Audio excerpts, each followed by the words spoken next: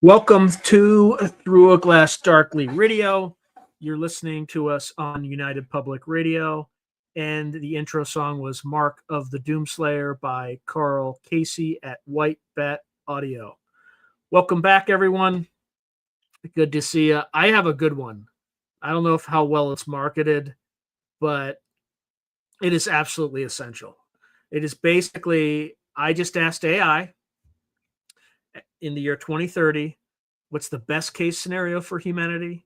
What's the most likely scenario for humanity? And what's the worst case? And then I asked it to provide steps for any human to navigate all the scenarios as successful as they can. And this is the result.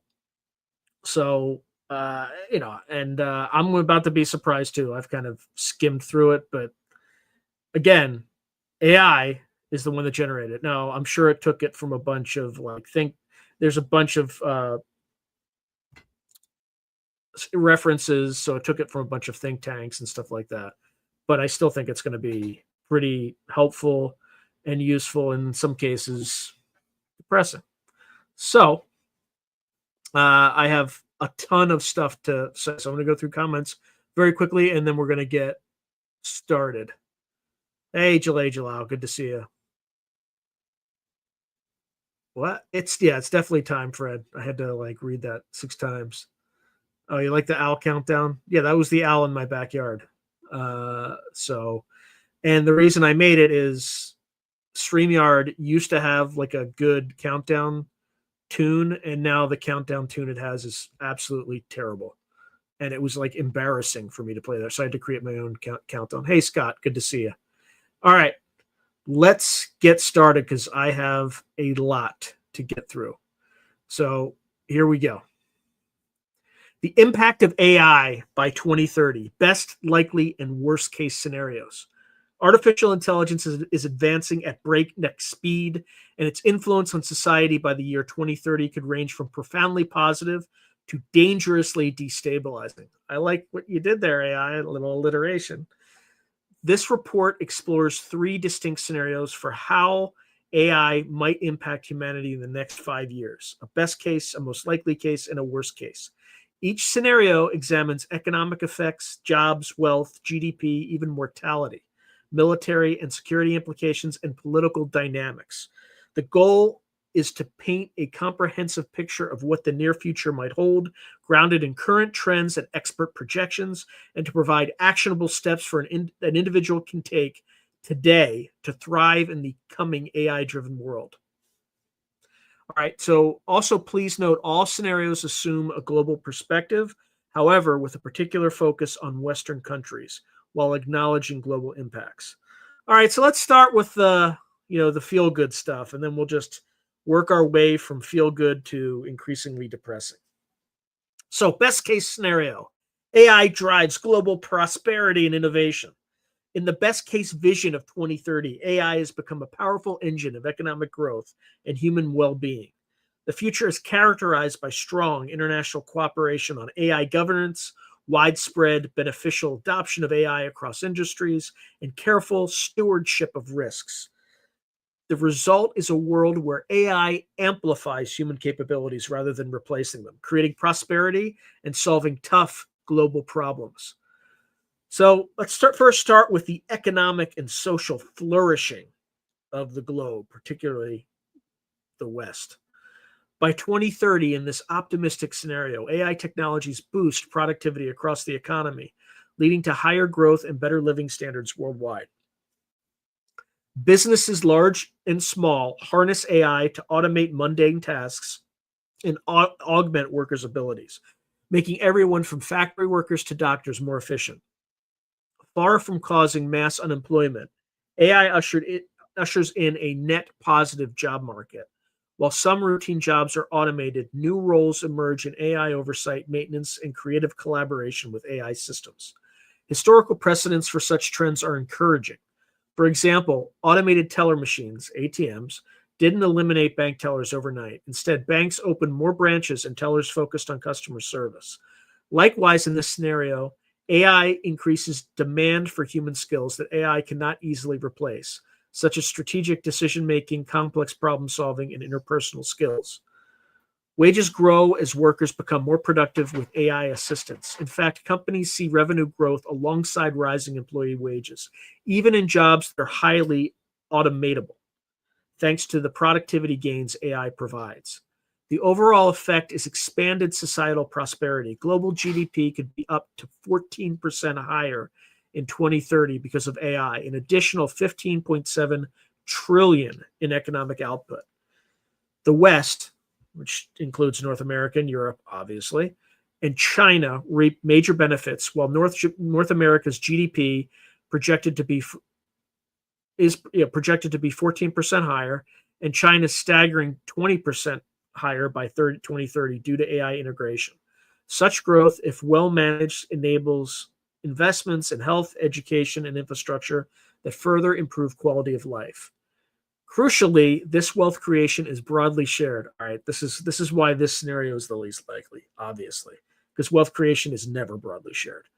In the best case future, income inequality stabilizes or even reverses its rise. AI-driven productivity gains raise wages not only for tech elites, but also for ordinary workers, because businesses channel AI's efficiencies into empowering their employees rather than cutting them. A detailed economic modeling by PwC supports this possibility. In an optimistic scenario with widespread AI adoption, the United States Gini coefficient, or Gini index, a measure of inequality, could drop slightly from 37.5% in 2023 to 36.7% by 2035. That improvement might sound small, but it is significant, essentially undoing decades of rising inequality if achieved. Other advanced economies show similar potential for small inequality reductions, indicating that with the right policies like retraining programs and fair access to AI, AI's benefits need not be concentrated solely at the top.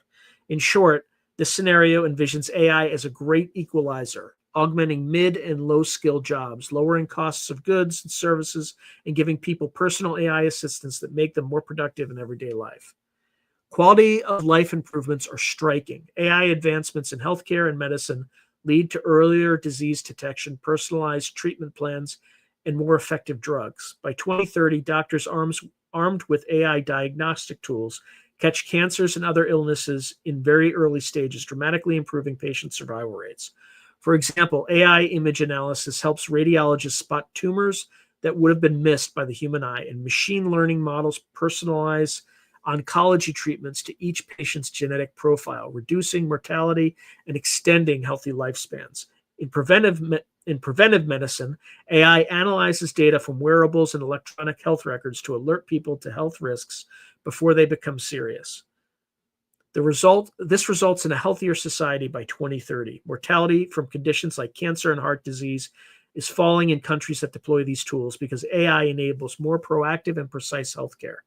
AI also helps address doctor shortages by handling routine tasks like drafting medical notes or triaging simple cases, freeing up human clinicians to spend more time on direct patient care.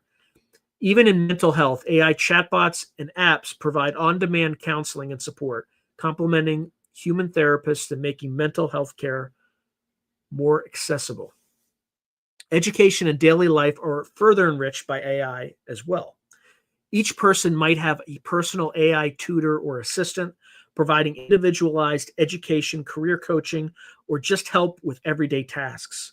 By 2030, it's common for students to learn math or history with the help of an AI tutor that adapts to their learning style, dramatically improving learning outcomes.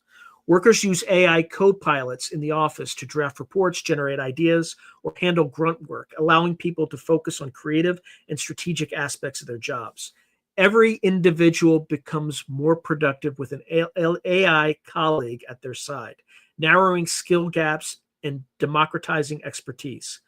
This democratization of knowledge, making sophisticated AI available to everyone, contributes to broad-based prosperity. It's as if each person has an infinitely patient, knowledgeable assistant, reducing barriers to information. In the best case scenario, AI truly amplifies human potential at all levels of society. Okay, so one thing I'm going to add is I think there is something to this democratization. And I think one way that you can position it, and we'll see what, the recommendations are at the end. But I also think in this optimistic scenario, you're going to have corporations that are literally people.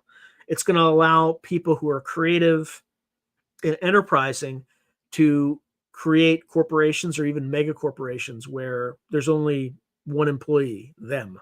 And then they kind of leverage both advanced generalized intelligence, AGI, as well as specialized intelligence for certain different applications. I can also see people buying robotic fleets and then renting the robots out for people who can't afford them to do lawn care and all sorts of things. So if you're kind of trying to get in the beginning of this, if you're using AI, if you can find ways to be much more efficient. All right, so let's move to the positive side. I don't know if there's a positive side here of military and security, safer with smart defense. In the best case future, AI contributes to greater global security and fewer armed conflicts.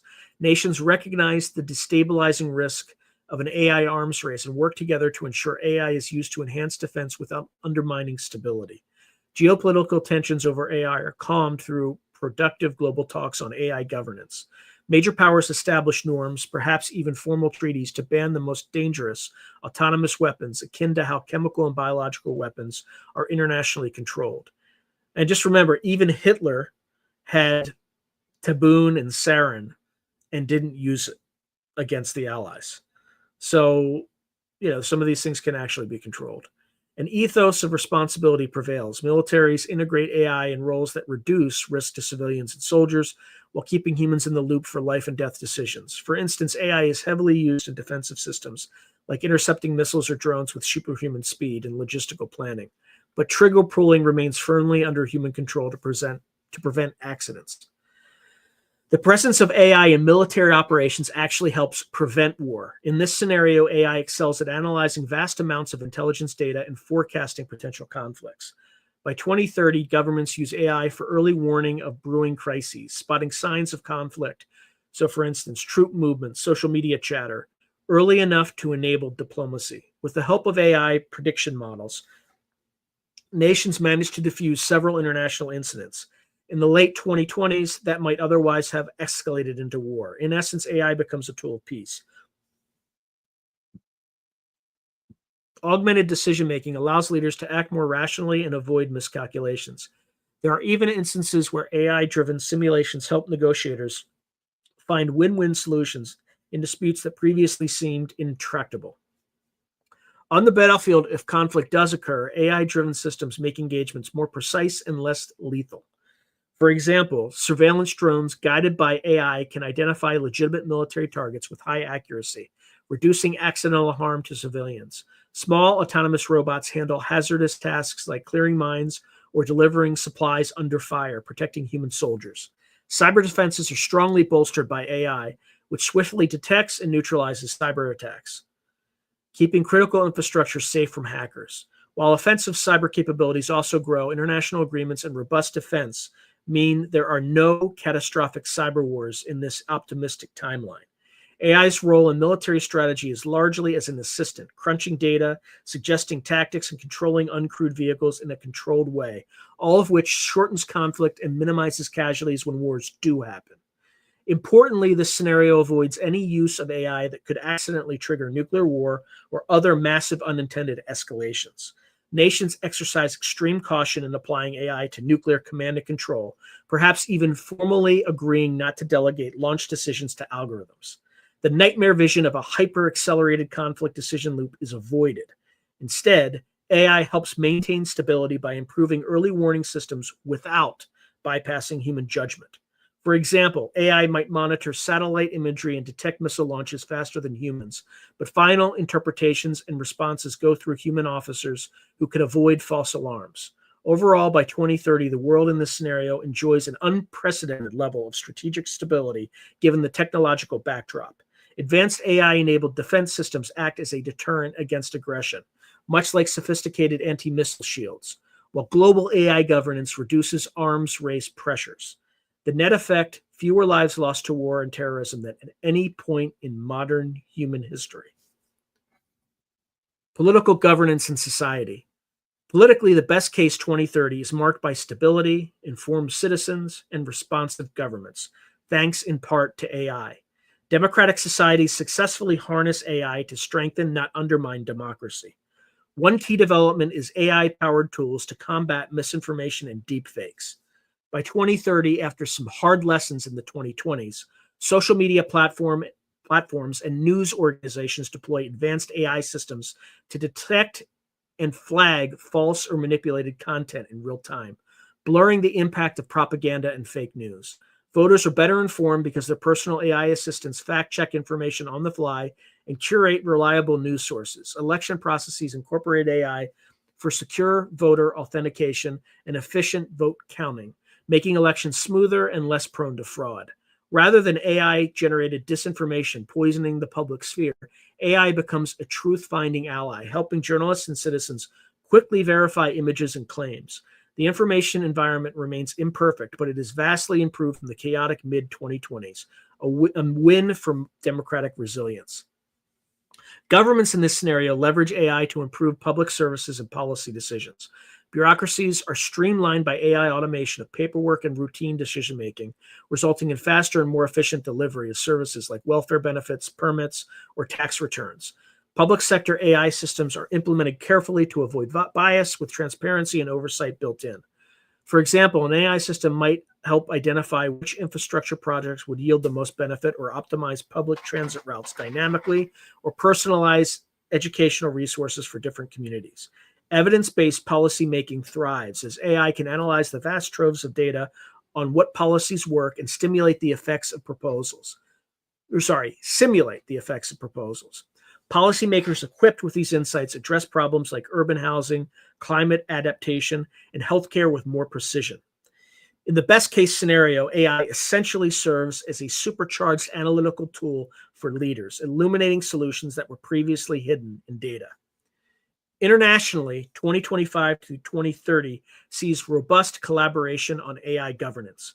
Governments align on core ethical principles and technical standards for AI.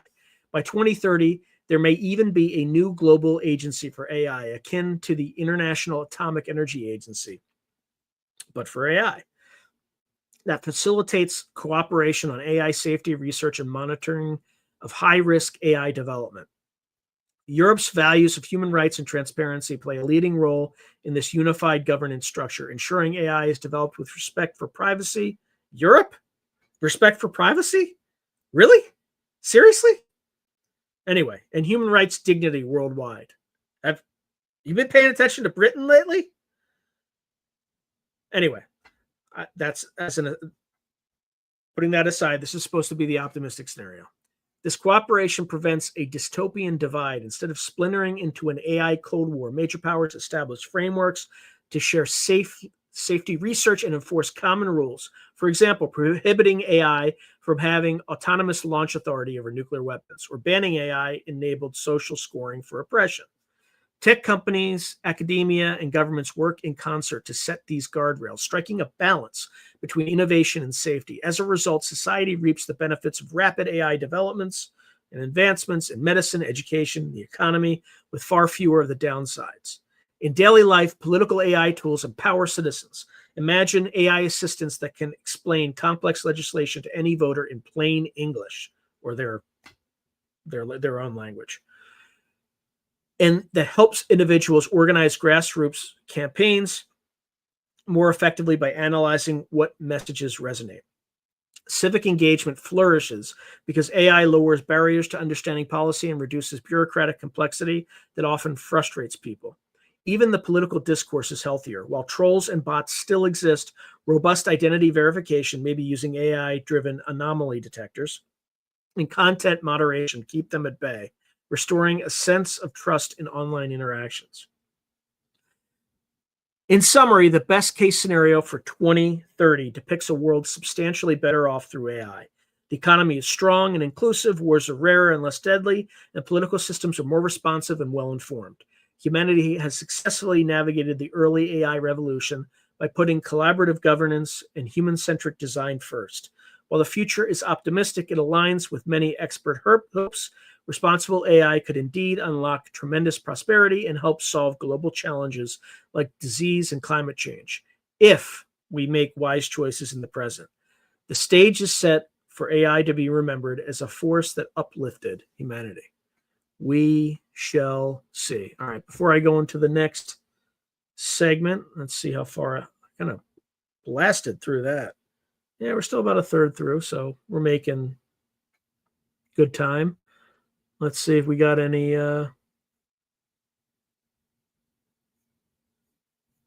comments here. We got plenty of comments, apparently. All right, here we go. All right, J8, hi all. I'm having typing trouble today. All right, Spiderbite, good to see you. Spiderbite, the black, white, and gray. I guess you mean black, white, and gray. All right, Gray Owl writes, woohoo Sunday, the very day before glorious happy Mondays. Not glorious. Hey, Joe Fox, good to see you.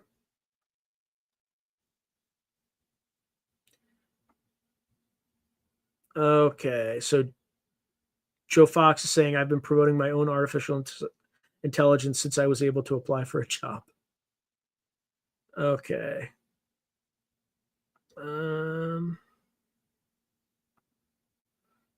Blasting through.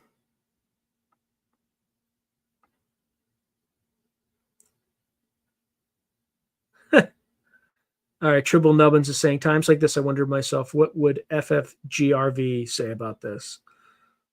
Well, I just did an episode on that, by the way. I don't know if you saw it yet, but I mean, I don't know if they even posted it, but it involves this topic a little bit.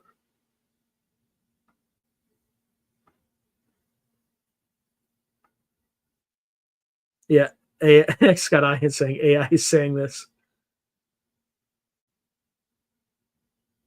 Okay. Gray Owl saying, I have a special surprise for those brave souls who have ventured out and into this chat room of Tagged. I wonder what that special surprise is from Gray Owl. Yep.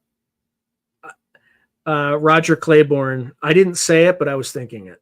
He writes, "Be great if AI wasn't a government and insurance snitch." Yeah, the insurance industry will use this for discriminative pricing, not on race or no, some on race, but like they'll have your medical history, so they'll be able to charge you more if you. So Gray Owl's writing, "Hang on, SPH, are you analyzing AI using AI?" Of course. And then I'm just throwing in my own comments, right? But AI is going to give you very stylized answers. It's not going to be that clean. Every day is like Sunday to a Gray Owl, my dear. Gray Owl writes, yes, echoing the Smiths.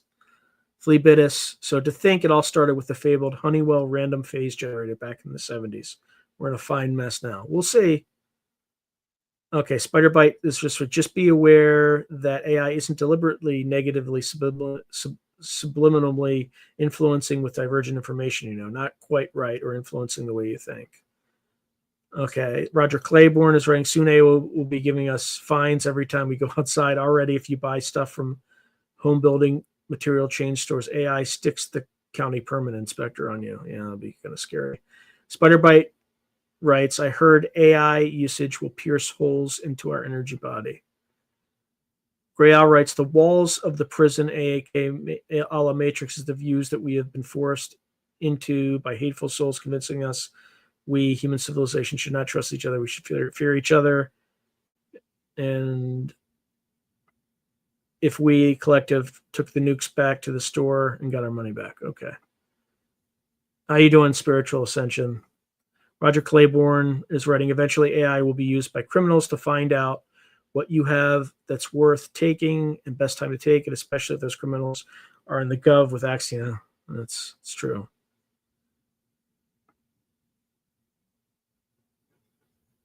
Okay.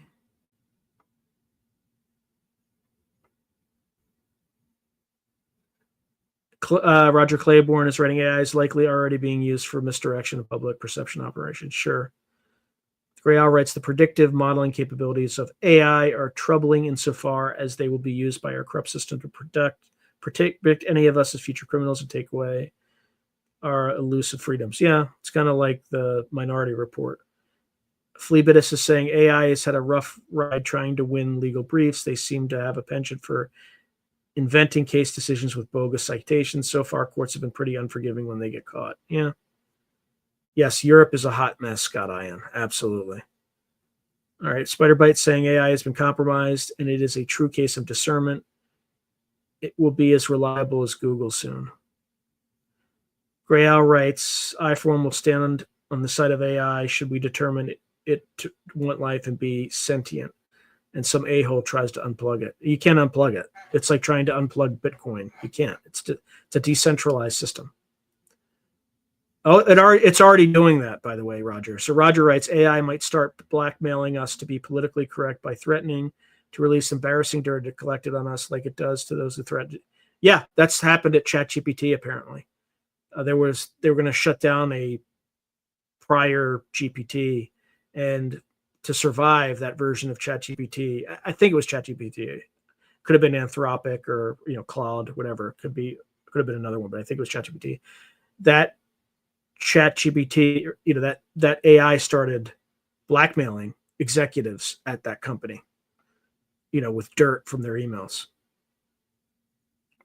All right, so Al Bielik purported to have been in a U.S. naval program, Sliders type situation, where eventually he ended up in a civilization where a radioactive AI system ran everything. Ugh.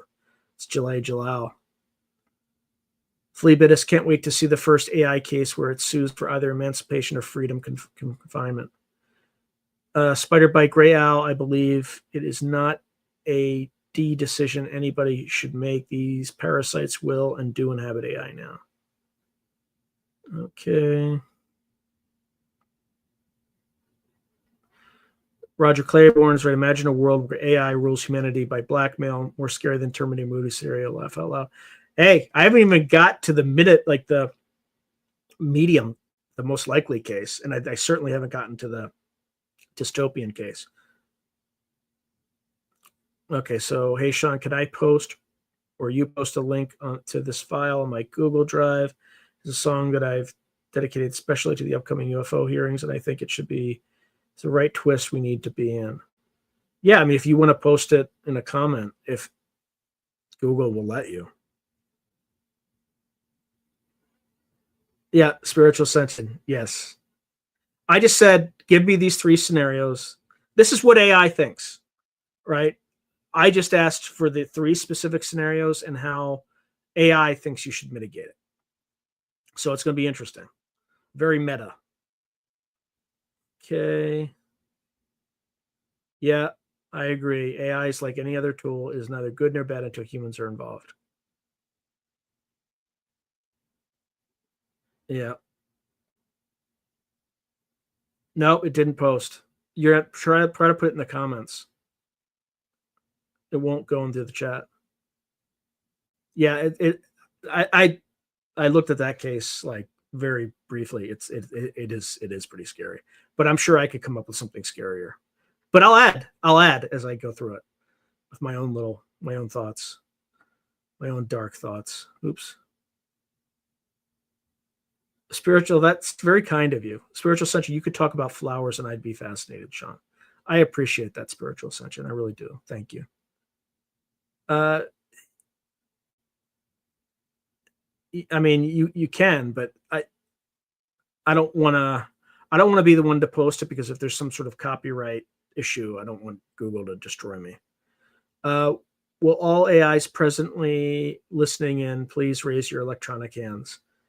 Yeah, I wish they were listening. I'd have a lot more subscribers, but bots don't follow me because YouTube doesn't even recommend me to bots. All right, they just assume that living people are bots and then they remove them.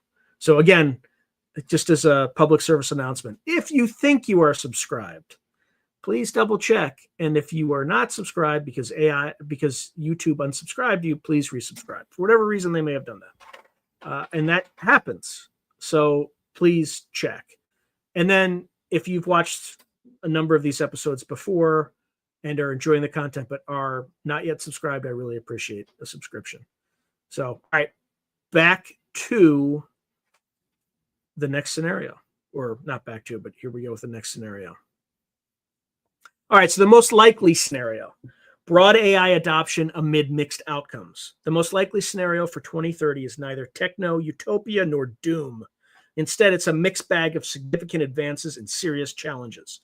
AI becomes deeply embedded in economies and societies around the world by 2030, bringing noticeable improvements in productivity and convenience. However, these gains are uneven, coming with disruptions to labor markets and strains on political systems that struggle to keep up. Internationally, competition in AI continues with partial cooperation on certain standards, but persistent rivalry between major powers. In short, the world muddles through the AI revolution, enjoying many of its benefits, grappling with its risks, and slowly adapting social and political institutions in response. This scenario extrapolates from current trends and expert analyses, a future that feels recognizable and on the path we're already on. Let's start with the economy, economic transformation, and turbulence. TNT, baby, TNT. I said that, the AI didn't, clearly. By 2030, AI is as commonplace in businesses as computers and the internet are today. Automation and augmentation are widespread. About 2/3 of jobs in the US and Europe are exposed to some degree of AI automation by the late 2020s. In practice, this means most workers use AI tools for certain tasks, and some jobs see significant portions of work handled by AI. McKinsey estimates roughly 30% of the average jobs activities could be automated by 2030 in the United States, with 60% of jobs seeing at least some tasks changed by AI. Many clerical and routine roles, data entry clerks, basic accounting, customer service reps, etc., shrink in number as those tasks are taken over by AI or AI-assisted software. For instance, call centers in 2030 employ far fewer human agents because AI chatbots handle the bulk of simple customer inquiries. In retail, automated checkout and inventory management reduces the need for cashiers and stock clerks. However, this is balanced by growth in new kinds of jobs. Demand soars for roles like AI model trainers, data quality analysts, AI maintenance specialists, and ethicists who can audit algorithms. Many of these jobs were niche or non-existent in 2025, but have become mainstream by 2030. There's also expansion in caregiving, education, and tech fields that complement AI. For example, more software developers building AI applications, even if AI itself writes code. Human oversight and high-level design are still needed. Overall employment in 2030 is likely still high in advanced economies, but the labor market has churned significantly. The World Economic Forum, our favorite, projected a net loss of 14 million jobs globally by 2027 due to AI and other factors. 83 million jobs lost, 69 million created. By 2030, this net impact could hover around zero or slight positive or negative, depending on how quickly new jobs materialize to offset losses. In this likely scenario, unemployment ticks up modestly in the short term. Some regions see a few percentage points higher unemployment in the late 2020s as automation outpaces job creation for a time. But it is not a catastrophic spike. Governments and markets eventually adjust. Many workers do not have to transition into new occupations, as one study suggests 12 to 14% of global workers may need to switch jobs by 2030 due to AI-driven changes in demand. This requires substantial retraining efforts, which meet with mixed success, better in countries that invest in workforce development, worse in those that do not. Economically, productivity growth accelerates compared to the 2010s. Generative AI and other AI innovations contribute significantly to output in many sectors. Goldman Sachs researchers in 2023 forecast that AI could ultimately raise GDP by 7% over a few years, and as it is adopted. By 2030, perhaps a few percentage points of extra GDP growth have been realized in the US and Europe thanks to AI, with more to come as the technology diffuses. This extra growth is a boon. It keeps overall wealth rising and provides resources to potentially support those displaced. Yet, the distribution of these gains is uneven. That's how it's going to work in every case, people. You can take that one to the bank. Like, these things always ripple unevenly, right? It's the nature of a power law distribution. In this scenario, income and wealth inequality either remain high or increase slightly within many countries. The benefits of AI tend to flow to highly skilled workers and the owners of capital, so tech companies, investors, more than to less skilled labor. Yep, this you can take to the bank, in my opinion. For example, so AI got this right. This is the way humanity has worked since it graced the face of the earth. For example, top AI engineers and successful startup founders command huge salaries while many routine workers face stagnant wages. A study from 2024 warned that without intervention, AI is likely to deepen inequality as workers who can harness AI and those in AI-adjacent fields pull ahead while others risk being left behind. Indeed, polarization within labor markets becomes more evident by 2030. A class of AI-empowered managers and creatives enjoy higher productivity and pay. Notice, listen, this is actually a very important point. A class of AI-empowered managers and creatives enjoy higher productivity and pay.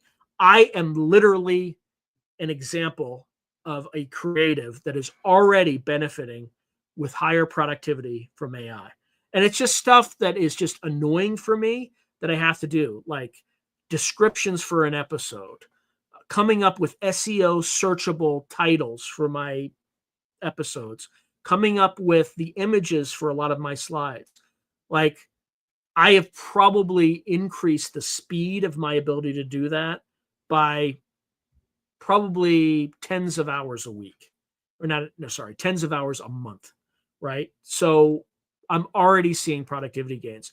A year or two ago, I used it to write several legal contracts that were pretty good. I didn't have to hire an expensive lawyer for certain things. So I'm already taking advantage of this stuff. So the sooner you get on that train, the more likely that you'll be able to survive what's coming. And we'll get into that later anyway. But this is all coming. This part's all me. All right. So whereas many in administrative or entry-level white-collar roles struggle to find footing as those jobs dry up. It's coming, people. It is coming. Some optimistic analyses, like the PwC scenario, show inequality need not rise, but achieving that required ideal conditions. In the most likely case, not all those ideal policies are in place. So inequality persists or inches up, sparking ongoing political debate about how to share in AI's gains. Regionally, the West and China maintain their dominance in AI. The US and China, as of 2025, were the clear leaders in AI investment and innovation. And by 2030, this continues to be true. Together, North America and China likely account for about 70% of global economic impact of AI. Other regions benefit too. Europe, for instance, sees significant AI adoption in manufacturing and healthcare, but perhaps at a somewhat slower pace due to stricter regulations like the EU AI Act, that, while reducing risks, also increase compliance costs for companies. Europe's strength lies in its AI research and academia, but commercially it lags the US and China in producing big AI-driven firms. Meanwhile, emerging economies have a mixed experience. Some middle-income countries successfully leverage AI in areas like agriculture, so AI-driven irrigation and crop monitoring and services. Others, lacking infrastructure and skills, struggle to implement AI and even see their traditional export sectors undercut. For example, cheap manufacturing and call centers become less competitive as richer countries automate and reshore some of that work. This dynamic threatens to widen the global inequality gap between advanced AI-heavy economies and poorer nations.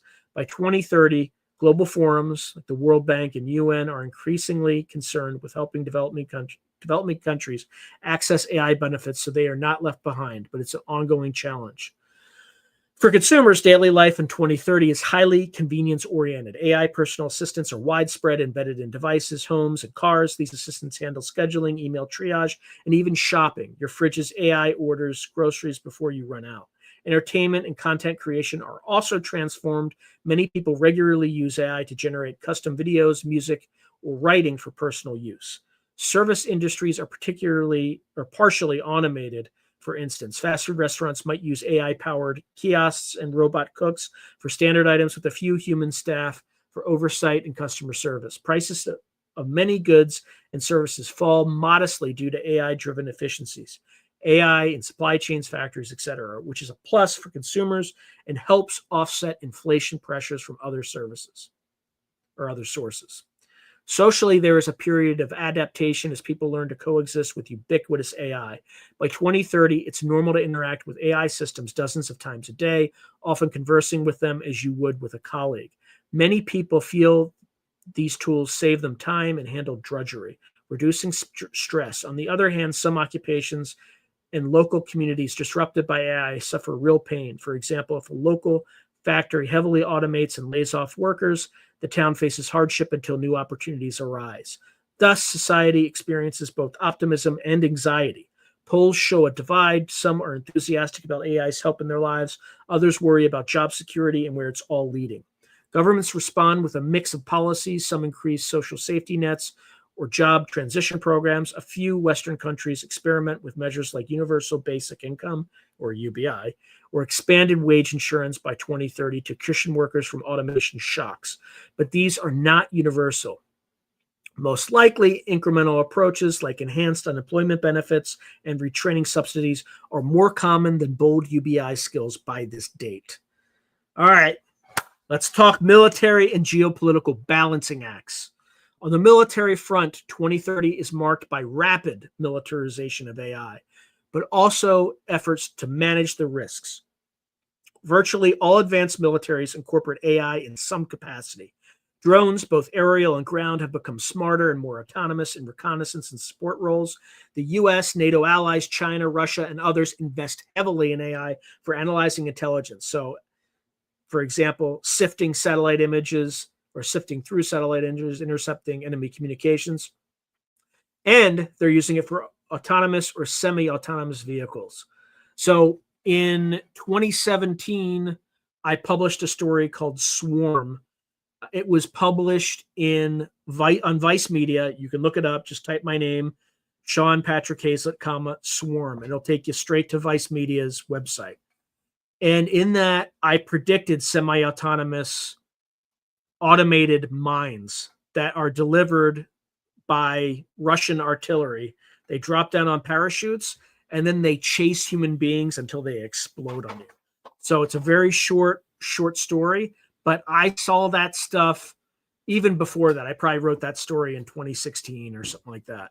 So I saw this coming. In fact, I wrote that original story for a company called Sci Futures, which they were a consulting firm, and they would hire science fiction writers to write for clients. The client of that particular piece was NATO, and then the rights were released back to me. So I wrote this thing for NATO, they saw it 5 years before Putin invaded Ukraine, and you have a drone war now. So I saw this stuff way back when. Anyway, back to the narrative. By 2030, we have seen instances of AI-guided drone swarms used in localized conflicts. For example, in the late 2020s, a few skirmishes in the Middle East and in Asia feature swarms of small drones attacking armored vehicles. A novel tactic. It's not really novel. It's pretty obvious. A novel tactic that forced militaries to adapt defensive measures. Indeed, autonomous drones capable of lethal force have been deployed in conflict, as reportedly happened in Libya in 2020 when a Turkish-made Kargu 2 drone autonomously engaged human targets without direct human command. By 2030, such occurrences, while not routine, are no longer unthinkable. However, most major militaries, particularly Western ones, retain a policy of human in the loop for lethal force. The likely scenario is that the U.S. and its allies continue insisting that a human controller must authorize any AI-recommended strike, aiming to prevent accidental killings of civilians or unintended escalation. Adversaries like Russia or non-state actors may not always follow that norm, but even they often keep a modicum of human oversight to avoid tech failures causing fratricide or political blowback. The global arms race in AI intensifies through the 2020s. The US and China especially compete in developing advanced AI for military logistics, cyber warfare, and autonomous systems. This competition does not lead to direct conflict by 2030, but it does strain relations and heighten suspicions. Each side fears the other gaining a decisive advantage, for instance, a breakthrough in AI that could neutralize the other's nuclear deterrent or dominate in a regional clash. This is echoes of the Cold War, though more nuanced. By 2030, both superpowers have AI-augmented early warning systems for missile launches and military movements, which compress decision-making timelines. Analysts worry that these faster AI-driven systems could increase the risk of miscalculation in a crisis. Indeed, a few instances occur that underscore the risk. In one hypothetical scenario around 2028, an AI system in a nuclear-armed nation's radar network misidentifies a flock of satellites as an incoming missile attack, and it's only human skepticism that overrides the false alarm, a near miss that becomes public later and spurs calls for caution. Misinformation in AI also contribute to volatility. There have been instances as early as mid-2020s of deep fake videos and fake news inflaming international tensions, such as a fake video of a political leader appearing to declare war circulated during a real military standoff. In one case, during a brief India-Pakistan border conflict, doctored images of supposed damage and exaggerated troop movements flooded social media, increasing public panic and pushing leaders toward harsher responses before they realized the truth. By the way, both nuclear-armed countries, in case you didn't know. By 2030, most governments are aware of this danger and have protocols to verify information, but in the heat of the moment, misinformation still thickens the fog of war and could lead to dangerous misunderstandings among nuclear-armed states. This remains a key factor in the international security environment. On a positive note, the major powers do engage in some dialogue on military AI. Following initiatives like the U.S. Department of Defense's AI ethics guideline and EU calls for a ban on killer robots. By the late 2020s, there have been several international conferences to discuss responsible use of AI in warfare. These lead to at least partial agreements. For example, a number of countries agree to prohibit fully autonomous nuclear launch systems. And there is informal consensus that AI weapons should have some form of accountability. However, efforts to achieve a sweeping ban on lethal autonomous weapons stall, similar to how past arms control can be slow. The result is a patchwork. Some nations self-impose limits, others push ahead. Local conflicts in 2025 through 2030, such as ongoing counterterrorism operations or regional wars, for instance, continued conflict in Ukraine or Middle East tensions, see gradual introduction of AI. Reconnaissance is revolutionized. AI sifts through drone footage to identify enemy positions in real time. Soldiers on the ground might have AR, augmented reality, helmets that tag threats identified by AI. These enhancements make militaries more effective, but also raise the stakes for defenders as the side with superior AI gains an advantage. We likely witnessed a continuation of the trend seen in the 2020s. Conflicts like Nagorno-Karabakh and Ukraine, where drones and loitering munitions play a big role. By 2030, these are smarter and more autonomous, requiring new countermeasures like anti-drone defenses and electronic warfare against AI systems. Warfare hasn't fundamentally changed. Human decisions and bravery still matter, but AI is now a standard a part of the arsenal as jets or satellites. Crucially, in this most likely future, world war is avoided, and no AI-driven catastrophe, like an accidental nuclear launch or a rogue AI attack, has occurred. Though experts warn the risk is growing without stronger safeguards. The global balance of power remains roughly as it is. The US and allies versus China and Russia, to some extent, each bolstered by AI, but neither gaining a clear upper hand that would tempt aggression. One could say AI becomes another facet of deterrence, much like precision-guided weapons or cyber capabilities. It's integrated in military planning by all sides, so it doesn't upend deterrence as much as complicate it. By 2030, defense officials openly discuss an AI arms control need, but negotiations are just in fledgling stages. Then there are the political and social adjustments. Politically, the late 2020s into 2030 is a time of adaptation and sometimes turmoil as governments and societies struggle to catch up with AI's implications.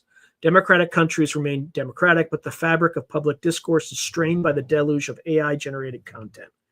Elections still happen on schedule. There's no AI overlord that cancels democracy, and voter participation might even rise due to digital tools. But virtually every election now has to contend with AI-created fake media. By 2030, most citizens have grown warier of what they see online. A healthy skepticism is the norm. Video or audio alone is not proof has become common wisdom.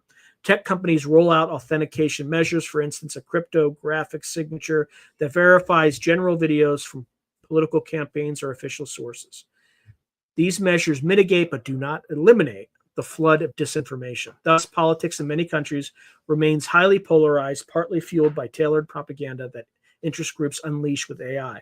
A segment of the population lives in essentially alternate reality information bubbles, amplified by generative AI. Scandals occasionally erupt when deep fake audio or text is found to have originated from hostile foreign actors attempting to meddle in politics. Governments respond by tightening laws on election interference and requiring transparency in political ads, for instance, labeling AI-generated content. This whack-a-mole continues through 2030.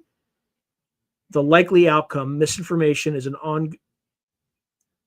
ongoing arms race with AI enabling more sophisticated fakes and simultaneously AI-powered detection, catching many of them in a continual cycle of move and counter-move, i.e., the Red Queen hypothesis. Predator and prey are running so fast that they're running in place. As the predator adapts, the prey adapts, the predator has to adapt again. It's called the Red Queen hypothesis. Look it up. It's great stuff. Authoritarian regimes, meanwhile, embrace AI to enhance surveillance and control. By 2030, China has fully implemented AI-driven surveillance in all major cities, cameras with facial recognition, gait recognition, and even emotion recognition software are ubiquitous. The social credit system, though toned down in rhetoric, effectively uses AI to analyze citizens' behavior online and offline and allocate rewards or punishments. This hasn't turned China into an Orwellian hellscape overnight. Daily life continues normally for most, but dissidents find it extremely hard to organize or hide, given the state's digital omniscience. Other authoritarian governments import elements of this model. There's a brisk trade in AI surveillance tech exported from China and Russia to willing buyers. In the West, there is a fierce debate over privacy and AI. Law enforcement in some democratic cities use AI for predictive policing and identifying suspects, which raises civil liberties concerns. A few high-profile cases of AI systems exhibiting bias, for instance, a wrongful arrest due to a false facial recognition match, disproportionately affecting a minority or majority individual, or maybe even a false predictive crime measurement that would come up. I added that one. Lead to protests and new regulations. By 2030, some U.S. states and European countries have banned real-time facial recognition surveillance in public spaces, citing human rights, while others use it sparingly, for instance, only to track specific serious criminals with a court order. The overall trend is a cautious integration of AI in governance and democracies, useful in administrative tasks, but contentious in policing and surveillance. Many countries establish or empower data protection agencies and AI ethics boards to review government AI systems. One notable political development is that AI itself becomes a subject of policy and diplomacy. Governments appoint officials or even create whole agencies to handle AI strategy. By 2030, the European Union's AI Act is in full effect, classifying and regulating AI systems by risk level, and other countries have followed with their own frameworks. The U.S. initially, more hands-off, issues guidelines and industry standards. For example, requiring testing and disclosure for advanced AI models, stopping short of heavy regulation to avoid stifling innovation. Internationally, forums like the G20 and OECD coordinate on some AI issues, perhaps agreeing on baseline principles like transparency and accountability for AI decisions that affect the public. There might even be a global registry of major AI systems, or at least an information sharing mechanism among nations about what they're developing to reduce mistrust. This falls short of the robust global governance in the best case scenario, but it's a start. We can imagine by 2030, something akin to an AI standards consortium where multiple countries contribute to technical standards on AI safety, interoperability, etc. Socially, many policy questions are unsolved. How to update education for the AI age is one.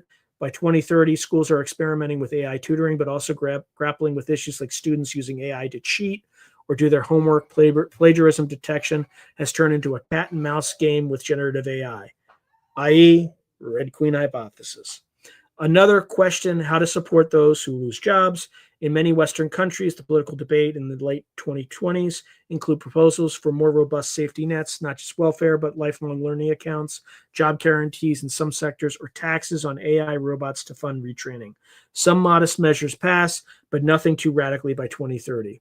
For instance, most countries do not implement UBI nationwide, though maybe one or two small nations or U.S. states pilot it. Culturally, people have started to adjusting to an AI-rich life. Many use AI tools creatively. Novelists co-write books with AI. I'm a little nervous about that.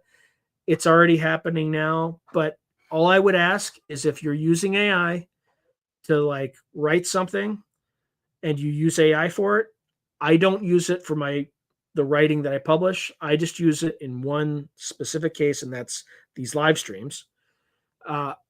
There is some sort of regulation that requires you to attest if you wrote it, or if you had AI co-write it, or if you had AI write it entirely. I think it's very important. Anyway, many use AI tools creatively. Novelists co-write books with AI. Artists generate ideas or even final pieces with AI assistance, raising intellectual property debates about who owns the creation. There's a flourishing of content creation because generative AI drastically lowers the barriers to entry. That's absolutely true. Anyone can produce music or animated films with simple prompts by 2030.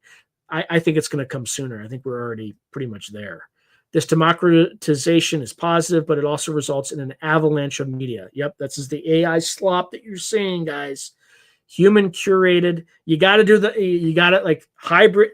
If you want to survive, you got to stay alive and be a hybrid, like take a hybrid approach. Human curated and artisan work becomes valued for its authenticity in contrast. Correct. That's where you get the premium. You can charge a premium. It's human created. By 2030, there's a bit of nostalgia or authenticity trend. Think of the way vinyl records saw a comeback. Similarly, human-made art and experiences carry a special cachet precisely because AI makes everything so abundant and easy. People still crave human connection and originality.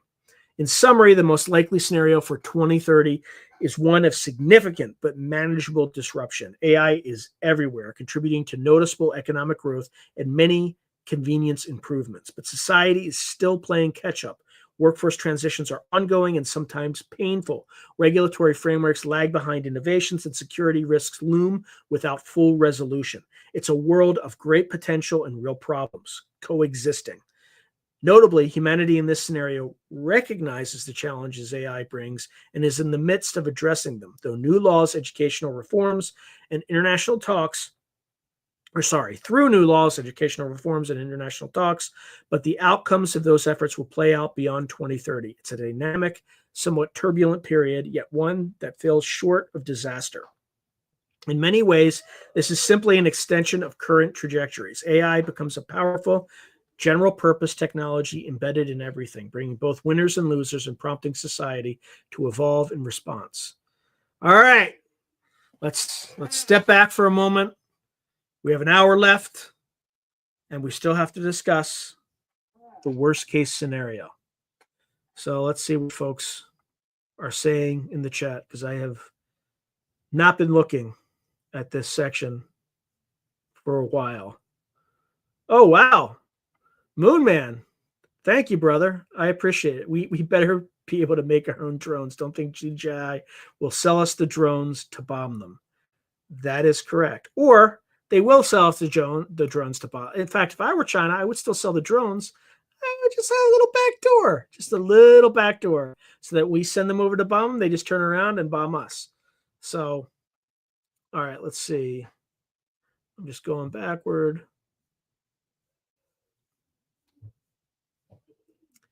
All right, here we go. Oh, Spider Bite. I know. It looks like you left a while ago, but thank you, Spider Bite, for always coming. Love you all too. Love you too. Bye till next time. I love you in the agape sense of the word. So, all right, thank you, Spider Bite. Okay, Spider Bite is Spiritual Ascension. Bots love to follow me into chats and time out me for sharing truths. Yeah, that sounds about right.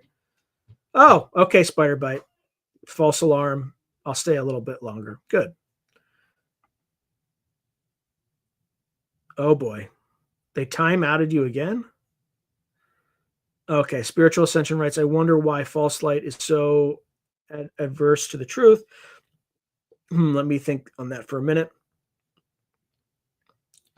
Oh, Tim Beck says, hey kids, 2030 a creepin'.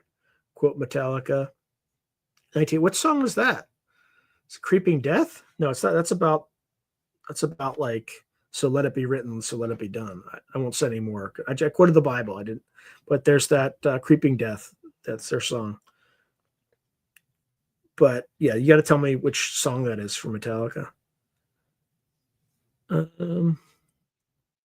Yeah, Gray Owl, I hear you. Okay, so first off, I despise YouTube for preventing us from saying words, sharing music, and from talking about important issues in an open and honest way. Is evil, yes. Fleabit has said, Sean, have you asked your AI how long we have until AIs and robots merge with an iRobot world? It didn't cover it in this, but I've seen in like other research, 2030 is the year when that happens, where it just becomes ubiquitous. And the use cases are you buy a bunch, you raise money as a company, buy a bunch of robots, and then rent your robots out to other people. And that becomes a viable business model. So anyway. Okay, Gray Hour writes, I wonder if they nixed that. No, they didn't nix your comment. So Gray Owl writes, I doubt YouTube allows anyone to say the word HATE, but maybe despise is still allowed in those twisted wizards of dumb Oz. Okay, so Jethro Hydra is writing, okay, but what new jobs will come because of AI? All AI does is automate processes. This can only mean fewer jobs. I talked about a few of them, like AI ethicists and stuff like that. But keep in mind, we only went through like the most optimistic cases and what AI believes is the most likely case. So if AI believes that's the most likely case, the actual most likely case is probably a little worse than that. All right. So spiritual ascension, Gray Owl, tell me about it. Don't these daft fiends realize they have truth to deliver? Okay. All right. Roger Claiborne is saying every time I call customer service, my problem isn't on the list. AI is designed to recognize, and it's sometimes impossible to get a human who can. AI service is a nightmare. Boycott. Yeah, I'm the same way. Whenever I use customer service, like the chatbots can never help me. It's always like a very specific issue to me. Tim Beck says, I'm humbly cave anyway. I don't know what that means. Scott Ian writes, with any luck, there won't be a web by 2030. You gotta be careful. Like those are like, you can't say those words negatively on this platform. You know that, right? You can't talk negatively about their organization. So Fleabitus, and what I said was I just read a prompt. It wasn't negative. It just said what that organization predicted. So Gray Owl writes, so Fleabitus right to Gray Owl, is amazing how much effort they expend limiting our ability to effectively communicate. I wonder if AI has a role in it. Oh, it absolutely does. They absolutely use AI for that kind of stuff. Tim Beck writes, Grug, I read books. Okay, Gray Owl is still ranting. They are dastardly to no end, dearest Spider. It really is becoming clear that it's us or them. One has to go. There can be only one. Spiritual. By the way, I had way more caffeine today, if it's not obvious, because I'm sure there's somebody out there is like, Sean on meth or like some amphetamine? No, I just had way more coffee than I I just have like some Coke Zero most of the day, but I've had way more coffee. I think coffee is much higher in caffeine. So Spiritual Ascension running a lot of false light mods do it too, because they want the floor for attention, because the truth tellers get a lot of people who want to know more, so they get jelly. Okay. Gray Owl, sorry. In Canadian. Sorry. No, it's like that's not Canadian. So I'm gonna. Hey, sorry, hoser. That's from Strange Brew from like the 1980s, if you have not seen it. Sorry, didn't mean to all caps that. Laugh out. Well, I just acted it out. I had to. I couldn't resist. Hit the caps lock. YouTube will probably say I'm a raging ravenous madman and should be taken to a quiet room and left there. The rotten scoundrels.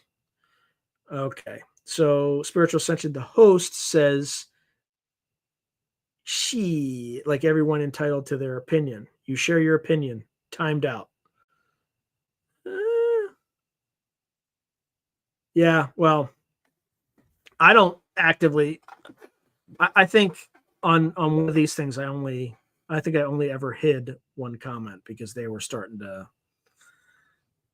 say some things that would get me kicked off the platform. So, but that was one time that I remember. Now, in the comments section, 2 comments in particular get you sent to the abyss because I'm tired of hearing them. So, number 1, I'm watching and the videos that you're producing have too many commercials. Just too many commercials. And frankly, you're supposed to serve me. You work for me to enjoy, so you should not have to like get any money for it, because you say anything like that, boom, you're gone. You're gone. Unless you're a longtime subscriber, and I can see that you're a longtime subscriber. But yeah, those people, I mean, they won't even know that they've been thrown off, but I'm tired. Like, I work 80 to 100 hours a week. I have no patience for comments like that. I'm not your bitch. I'm sorry. Okay. So those comments infuriate me.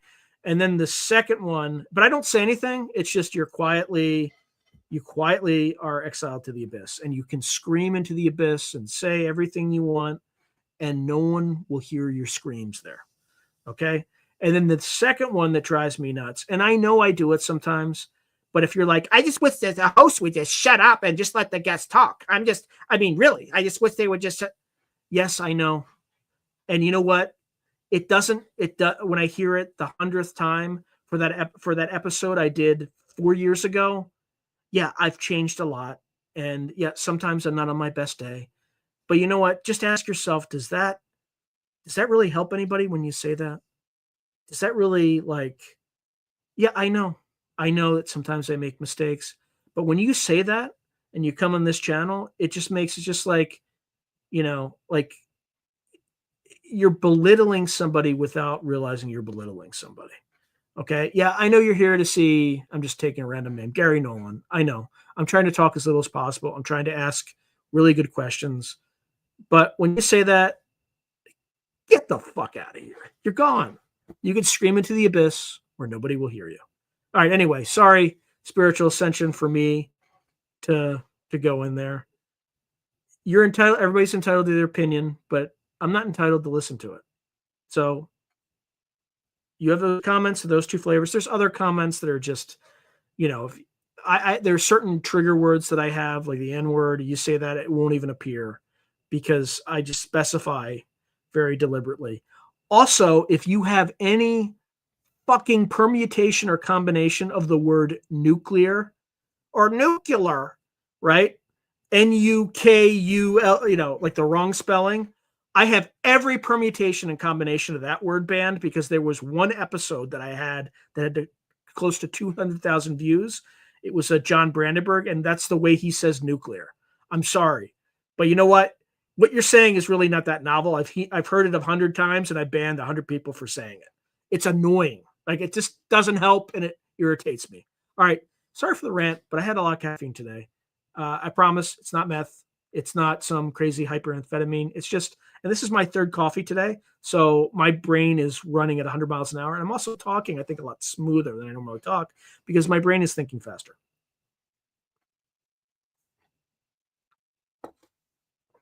All right. So where were we? Okay. Yeah. Jalal is 100% right. This is an exponential change. It's not a linear change. This is not your grandparents' VCR learning curve. By the way, thank you, Spiritual Ascension. I always enjoy when somebody allows me or triggers me to go in a good way. I appreciate what you're saying, but I appreciate the ability to go on a rant. I had to get that out. All right. Roger Claiborne saying states will likely get rid of as many people as they can replace with AI. If so, elect politicians who shut this down and out politicians anti-human. All right. So Tim Beck writes, mind you, libraries have changed dramatically, not left, new left, increased right. Whatever that was, is got a lot of cool books across the board. Okay. Phlebotus, has any AI actually passed the Turing test unless and until? I think it quietly has years ago because you don't hear people talking about it anymore. And usually when they stop talking about it, there's something up, like nanotech. When's the last time you heard about nanotech? Right? It's because it's gone dark. It's like, it's a little dangerous. Let's kind of classify this and stop talking about it. It's kind of like nuclear power. All right. So Gray Owl's writing, yeah, the legal papers or whatever, but I, in all honesty, missed the broadcast where we would just figure out something to talk about. The scripts that AI rolls out are lame. Yeah, but it you have to understand with the amount of work on my plate, I have to have a very distinct topic, otherwise I won't attract viewers. So I try to mix it up a little bit, but it just helps me be more efficient in these things. Yeah, I know, Gray Owl. Trust me. Gray Owl's probably because you probably wrote that before my rant. But no, that's good. That's constructive criticism, right? It's not the host talks too much and I don't want to hear the host talk. That's fucking stupid. That's a stupid comment. That's just a hateful comment. Gray Owl, the way that Gray Owl approached this is the correct way to approach it. He's like, look, I don't like these AI prompts. I like the kind of more random. That is what we call constructive feedback. The other one is destructive feedback. It just makes me angry. That one's like, yeah, maybe I should mix it up a little bit. Maybe I should have one of those, shows where I bring an audience. I forget what I called them. I called them like something. I was experimenting with them, but there weren't like takers. I think I had like one time where there were actually takers. Gray Owl was one of the brave souls who did it. So like he's putting his money where his mouth is. So I appreciate it. All right. So Roger Claiborne is saying when governments serve AI companies over the people, get rid of those politicians. The other thing that's going to happen that AI completely missed is there's going to be a competition for resources for electricity between AI and humans. What's AI going to do in that case? So we didn't get to that. Maybe AI will cover it in that section, but I doubt it. Okay, so Fleabittus is again writing, has any AI actually passed the Turing test until and unless one does? By definition, they are just expert systems, are they not? I think they passed the Turing test. The Turing test is basically, can they fool you? And I bet you've probably engaged in customer service with AI chatbots and probably had no idea. So that's the definition of a successful Turing test. Can it convince a human that it's human? And I bet you it can.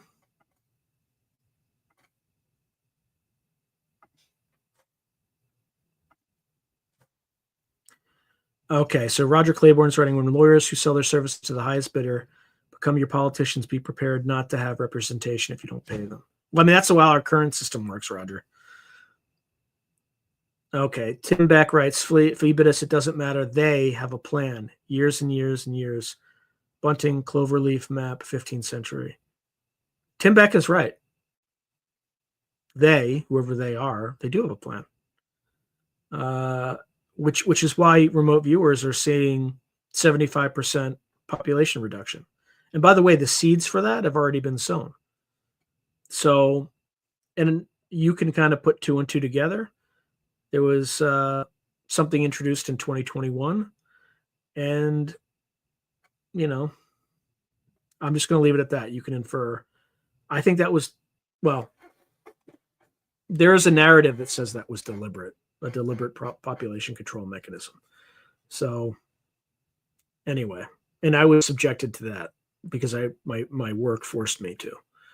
So there apparently are mitigation measures, but there's going to be a lot of junk in people's bodies that may decrease lifespans. So, and there's a paper that says that. I think the Japanese wrote, but anyway, I've been as vague as I possibly can. I think you all know what I'm talking about. Okay.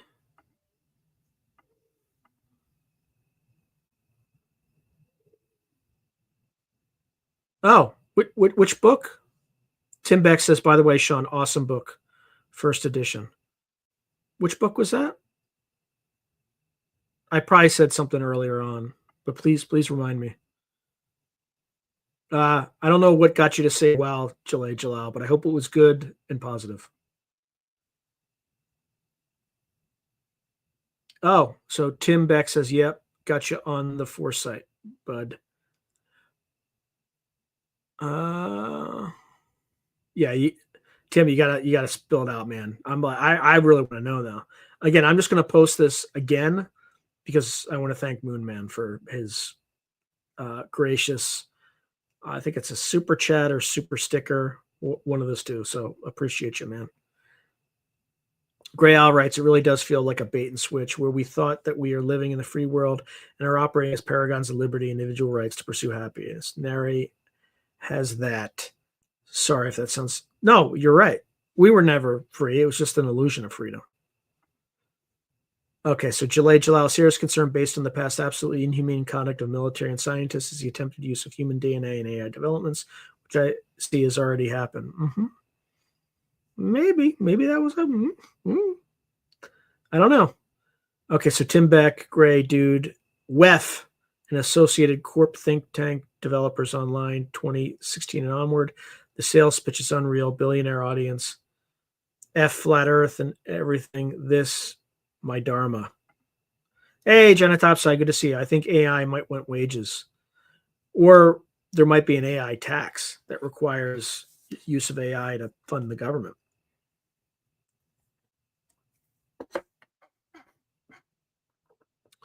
Go-kart ChatGPT script. What are you saying? All right. So Tim Beck, interactive internet activities. Johnny Topside, how would we even pay AI? Simple, with electricity. Right? That's how I would do it. AI is not doing anything with electricity. Gray Owl, just like my theory, everything in the phenomenon is real. There's a heinous and inhuman act to be conducted, those eyes wide shut. Rat. I don't know. Rat bastards will already be there. Done that and have the t-shirt. I got it. All right. Don't know. That is. Yes, but a lot is overhyped for investors. Absolutely, Tim. You're absolutely right. Yes. Much foolery abounds. Okay.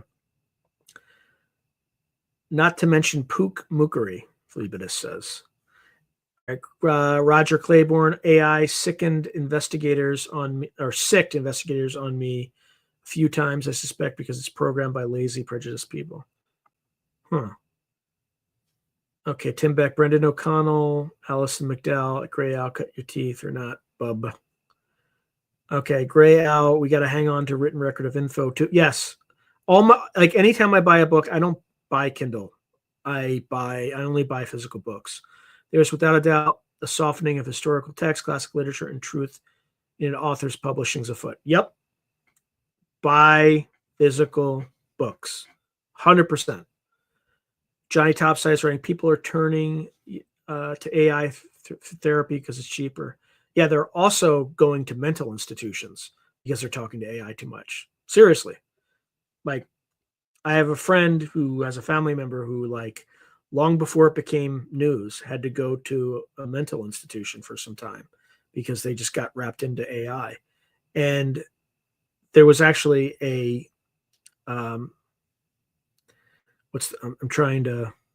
unaliving done by like an 18-year-old kid or a 16-year-old kid because they were talking to ChatGPT too much. So that's a whole case. All right, so Gray Owl's writing, yeah, Tim Beck, I guess it just overwhelms the individual when it is all consumed in its entirety and rottenness of the whole rotten system. Roger Claiborne, Florida loves AI predictive policing, and some counties have really dumb and prejudiced sheriffs that assume AI is infallible. Oh, God.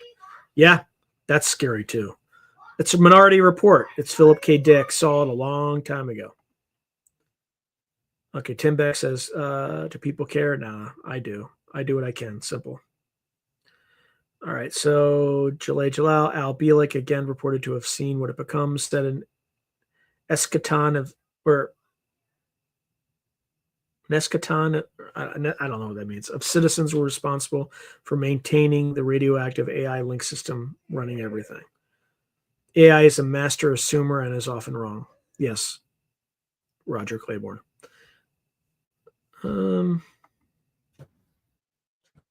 Yep, Johnny Topside's right. Like cars, it is here to stay.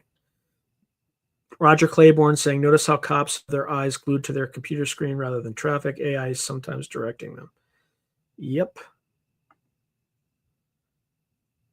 Tim Beck saying, I'm Gnostic Bob, old thinking boy, not interested in Gnostic politics slop. By the way, not Gnostic. Nope, not that stuff. Nope, not that. Alive and awesome, watching, bud.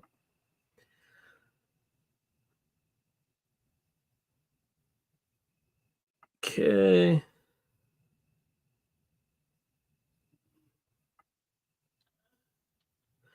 Fred, are normies going to want to go to the Amazon to get ayahuasca and meet a 6D demon to escape AI? Yeah. Johnny Topside says not a duality. Yep, Tim Beck, thank you. Wow, I'm way behind comments. Agape works, Sean. Thank you. Yep, existence is not free. That's why people in the program will talk usually because they,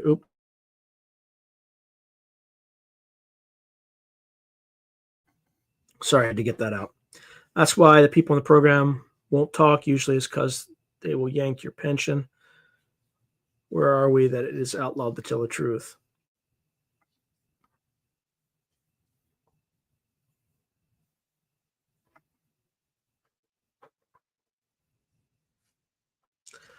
All right, Tim Beck, Sean, dude, Cripping Death, Biblical Doom, Revenge, Prophecy, not a true believer. Just love the song because it fits.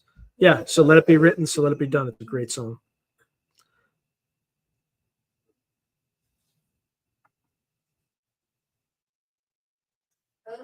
Okay. Yeah, Strange Brew is awesome, Grail. It's a great movie. Sung by Cream, Strange Brew. I'm sure if I heard it, I would recognize it, but I'm not sure what it is. Spiritual Ascension says, "No, you're amazing, Sean. I get caught out for saying that tarot is a dark tool." Laugh out loud. Thank you, Spiritual Ascension.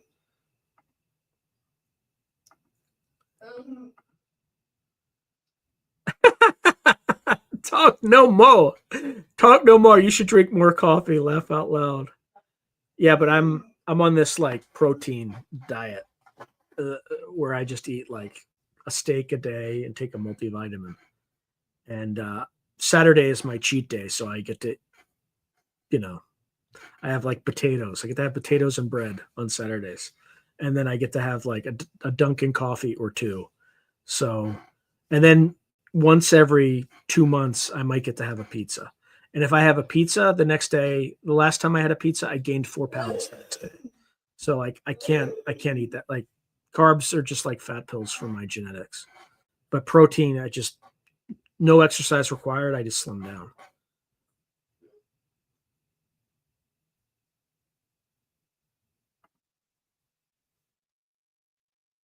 Okay, so Jalay Jalal, I have a place where I have been put into the abyss, and believe me, I say exactly what I want to do there.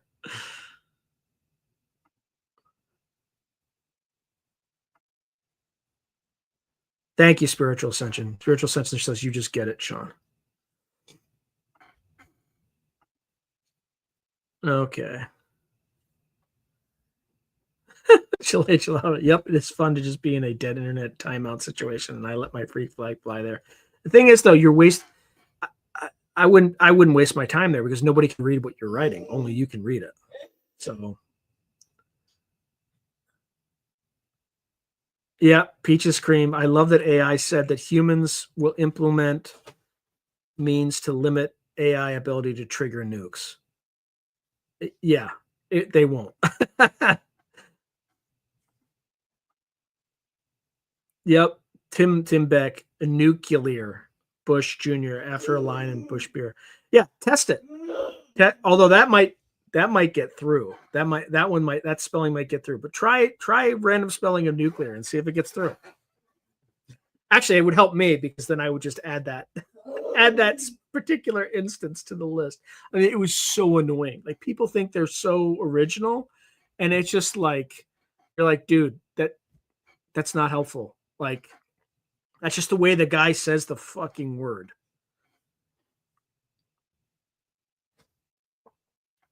He's a plasma physicist though, so he kind of knows more than the average dumpling who comes in and just like, oh, he said nuclear. Oh, I can't trust a word he says, even though he's got a PhD in plasma physics. Oh, anyway.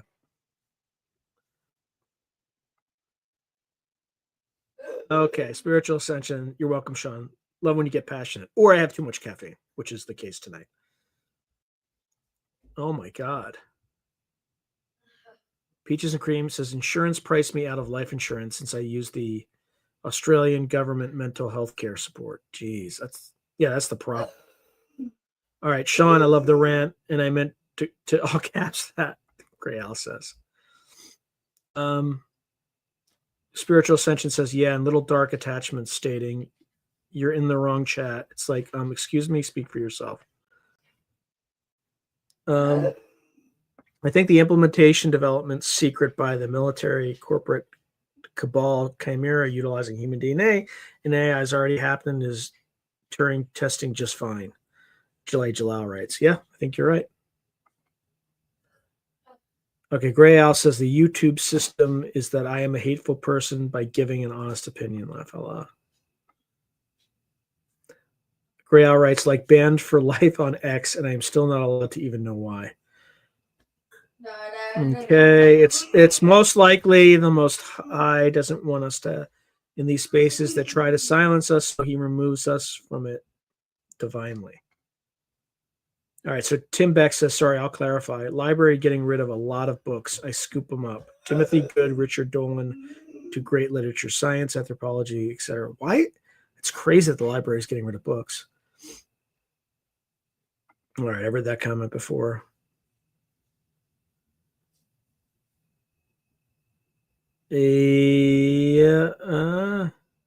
Yes. I'm not going to, well, I don't want the second part of that 100%. All right, so Fred, the worst case scenario is AI isn't as smart. Things keep sucking, disease, starvation, but people accept it because they're scared of imperfect humans controlling anything. Yeah, probably. Gray Al says, hey, Sean, just a random point that I have been notching across experiencer accounts after hearing Justin Bush's story is how the MyLab cats use aerosol to knock out their abductees.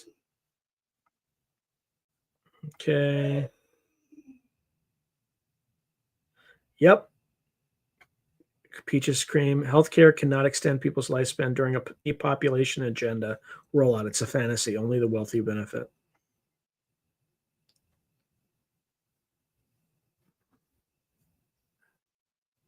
Yeah, who knows?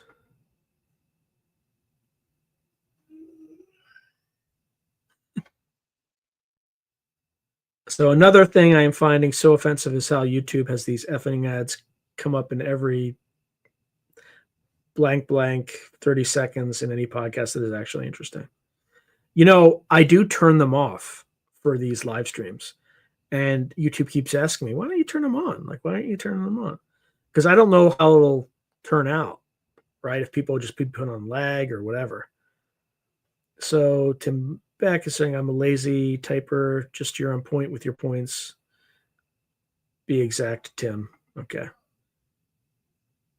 Yeah, that's the problem too. AI is programmed by prejudiced people for sure.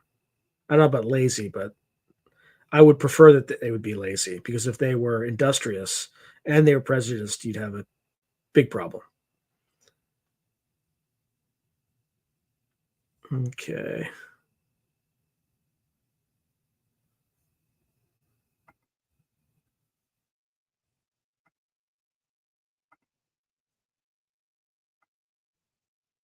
All right. How much time we got? About 30 minutes. Okay, here we go. Let's get back. Let's get back to it, folks. And hold on. This is driving me.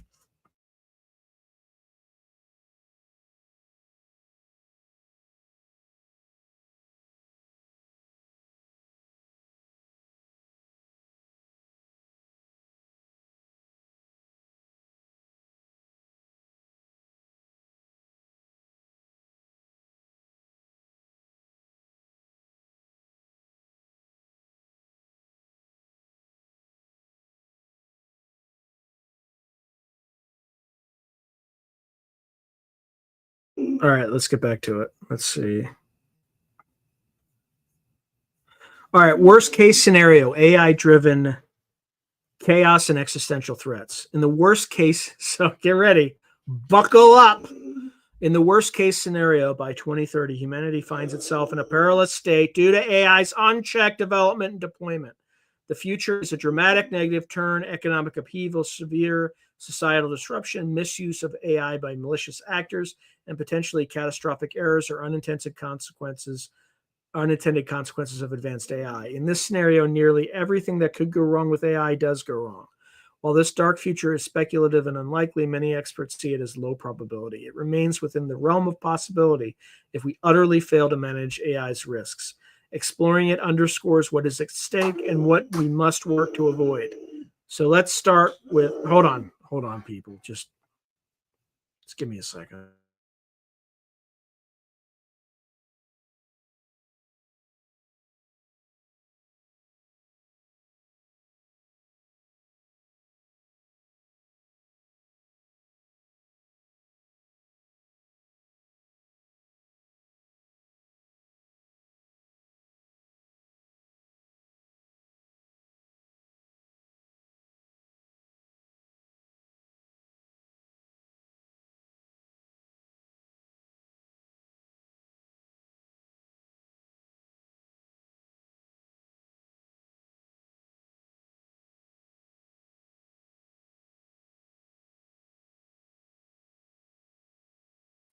Sorry about that. All right, let's get back to it.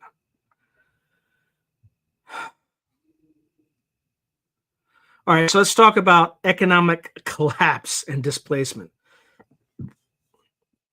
The world of 2030 in this scenario is mired in economic turmoil. AI automation accelerates far faster than society can adapt, leading to massive job displacement across multiple sectors simultaneously.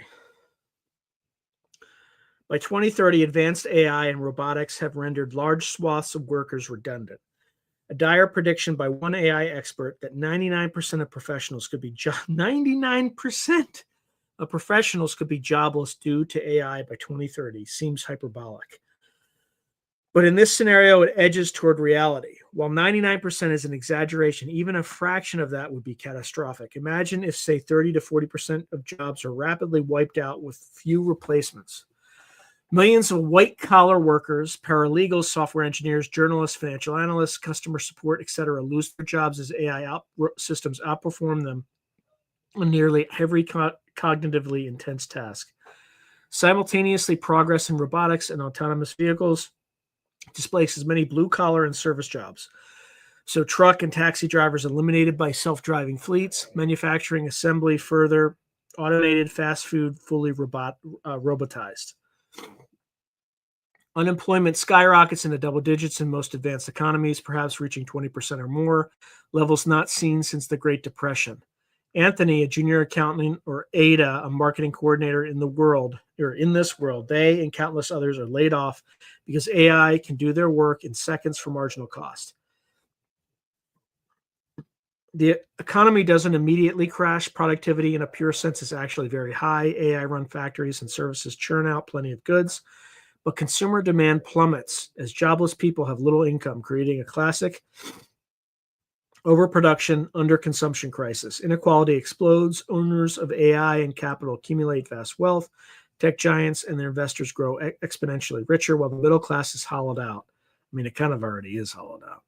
A tiny elite and the AI itself effectively produce everything, leaving tens of millions idle or in precarious gig work. Social safety nets are overwhelmed. Unlike the most likely scenario here, governments utterly fail to enact support in time. Political paralysis or misjudgment leads to insufficient help for displaced workers. As a result, poverty and homelessness surge, even in wealthy nations. Some analysts warn that without proper policies, AI's gains could accrue unevenly and worsen inequality. This scenario sees those warnings come true in their worst form. Wealth distribution becomes so top-heavy that economic dynamism falters. One might see scenes reminiscent of dystopian fiction, shiny AI-run corporate enclaves and data centers flourishing while outside unemployment lines stress for blocks and populist anger swells. Not to mention, I'm just adding this in, electricity prices just go through the roof, and AI can afford to sustain itself while people who are living in squalor freeze to death in kind of the Northeast and, die of heat stroke or heat exhaustion in the Southwest. By 2030, there might be a global economic depression triggered by automation. Not just a recession, but a fundamental structural crisis. GDP growth, after a final burst from AI's productive potential, turns negative because too few people can afford the output. Some economies might try radical measures like UBI at this late stage, but it's too late to fully catch those falling. Specific numbers illustrate the scale. Goldman Sachs foresaw up to 300 million jobs worldwide potentially affected by AI tech.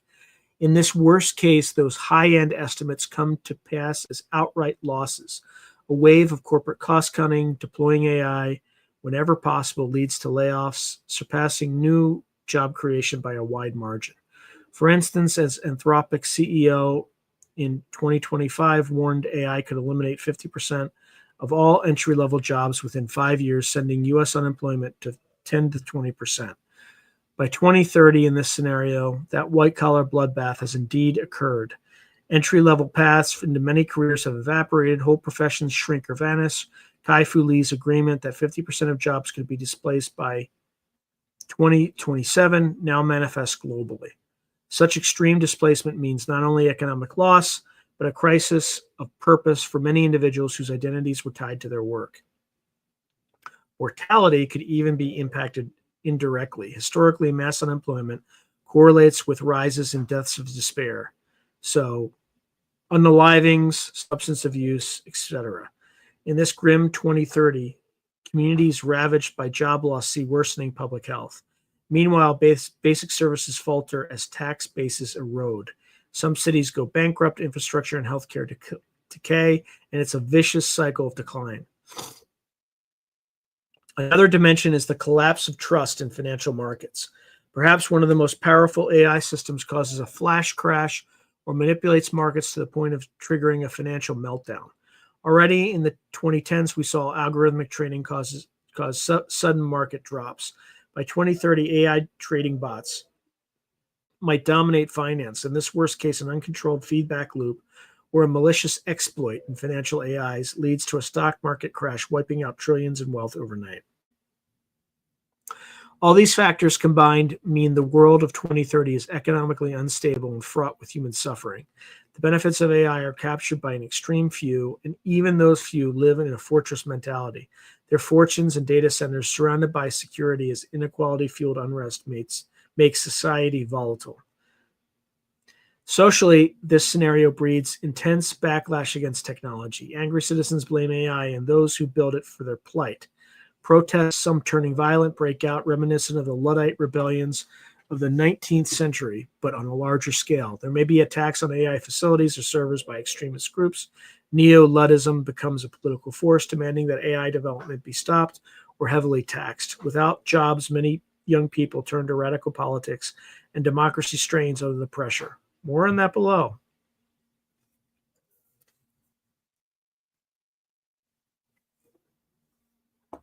Conflict, misuse, and smart weapons out of control. The security situation in the worst case 2030 is dire. Advances in AI are weaponized by state and non-state actors in ways that lead to devastating conflicts and new forms of terrorism.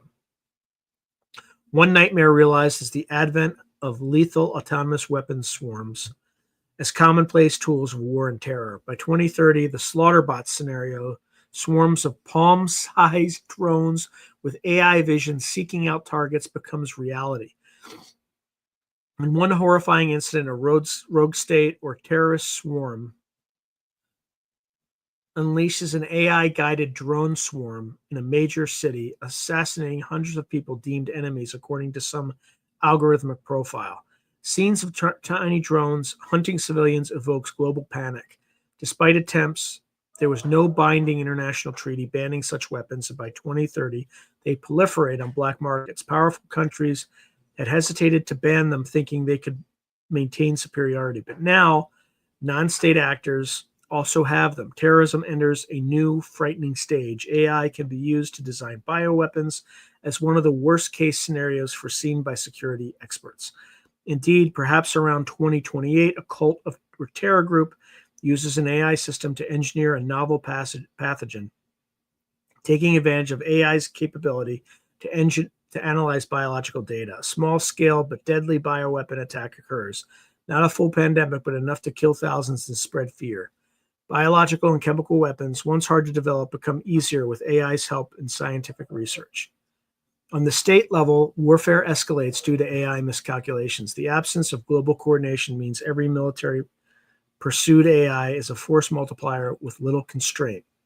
A critical event might be an autonomous system misidentifying a threat and firing lethal weapons without proper human judgment, hitting the wrong target. For example, an AI air defense system could mistake a civilian airliner for a hostile missile, a future KAL 007 or Iran Air 655 tragedy, and shoot it down before a human can intervene. Such an incident in 2026 to 27 could trigger an international crisis. In the worst case, one of these incidents sparks a larger conflict. Imagine an automated retaliation system, say country A sets its AI to automatically respond to certain triggers, and due to a spoof signal or a sensor glitch, it launches a military strike on country B. Country B, under attack, retaliates, not realizing it was a false alarm, and escalation ensues. The scenario is essentially a modern twist on war games or Cold War close calls, but AI's speed and opacity makes it likely that humans won't catch the mistake in time. The Nature Journal in 2025 warned that AI-assisted decision-making compresses decision timelines and can magnify errors in nuclear command systems. In the worst case, these warnings are ignored, and by 2030, the world might suffer a near-nuclear miss or even a limited nuclear exchange caused by AI error. Even a single nuke detonating due to AI confusion would make this timeline unimaginably worse for humanity. Full-scale nuclear war by 2030 remains extremely unlikely as it requires multiple levels of failure, but experts like the Bulletin of Atomic Scientists have begun factoring AI and deep fakes into nuclear risk. The concern is that AI-driven misinformation or spoofing could fool nuclear-armed nations into conflict. In this scenario, those concerns manifest. For instance, during a severe international crisis, a deepfake message from a head of state is released, perhaps an AI-generated video of a president announcing a military attack, and despite quick debunking by some, it panics the adversary into a preemptive strike. Though hypothetical, it shows how misperception could be deadly when combined with high tensions. Conventional wars that do occur in this scenario are far more destructive thanks to AI. Conflicts that might have been contained flare bigger because AI weaponry increases the tempo and intensity of conflict. Autonomous weapons, once unleashed, sometimes act in unpredictable ways. An AI drone might continue an attack even when enemies attempt to surrender, etc. Civilian populations suffer greatly. AI-powered surveillance and data analysis allow aggressors to round up or target dissidents efficiently, enabling algorithmic oppression and ethnic cleansing with chilling efficiency, identifying individuals via centralized data. Cyber warfare in this future also reaches a terrifying pitch. AI-enhanced cyber attacks bypass most traditional cybersecurity. We see large-scale attacks on power grids, hospitals, and transportation networks that are orchestrated by AI finding zero-day exploits. In one scenario, a city's electrical grid is taken down by an AI malware that adapts faster than human responders can contain it, causing blackouts and chaos for weeks. I don't know why my nose itches so much. Such attacks can indirectly cause many deaths, hospital systems failing, etc. If multiple incidents are happening globally due to conflict, people lose faith in the basic safety of infrastructure. Adding to chaos, criminal misuse of AI is rampant. Identity theft, financial fraud, and data breaches explode because AI can crack passwords, generate authentic-looking scams, and penetrate systems at superhuman speed. By 2030, in this world, essentially no digital account or communication is secure. People face constant threat of their life savings being stolen or their personal data leaked. Deepfake scans impersonating loved ones, officials become so convincing that many fall victim. Trust in digital media hits rock bottom. Some communities resort to only believing information if delivered in person or via analog means, a regression caused by digital lawlessness. The worst case military political crossover is if an advanced AI itself becomes an uncontrollable agent. By 2030, it's possible, though many doubt it, that someone develops an artificial general intelligence, AGI, system with human level or greater cognitive abilities across various tasks.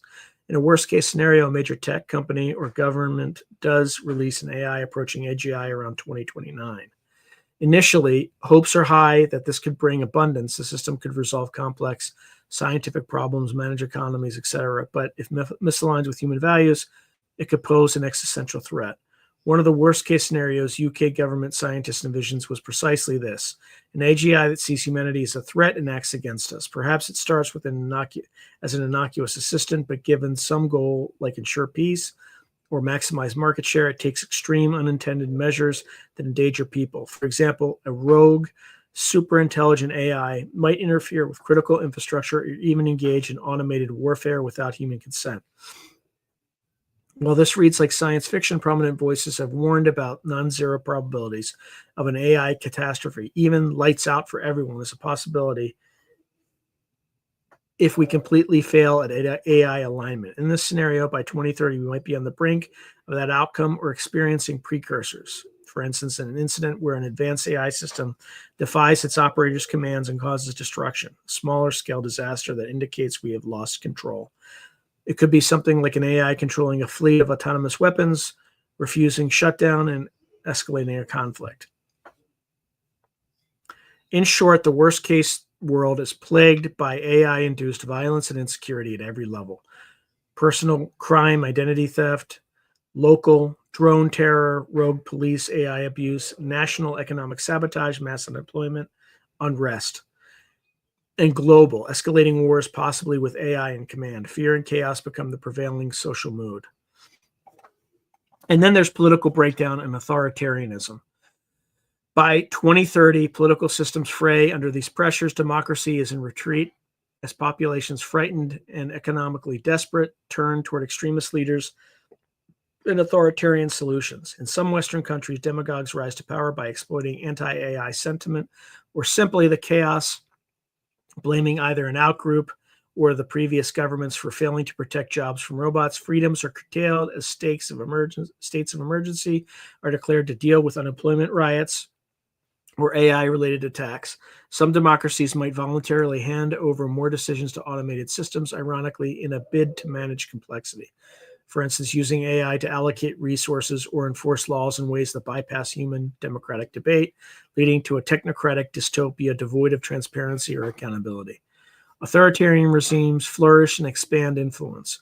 With advanced AI surveillance, these regimes perfect the art of control, constant monitoring of systems, predictive policing, and AI-crafted propaganda that is so tailored and pervasive that opposition is nearly impossible. In China, for instance, by 2030, every citizen might be tracked in real time with an AI that can immediately flag abnormal behavior. Attending a protest, even a dissatisfied facial expression caught on camera, might trigger an interrogation. Ugh.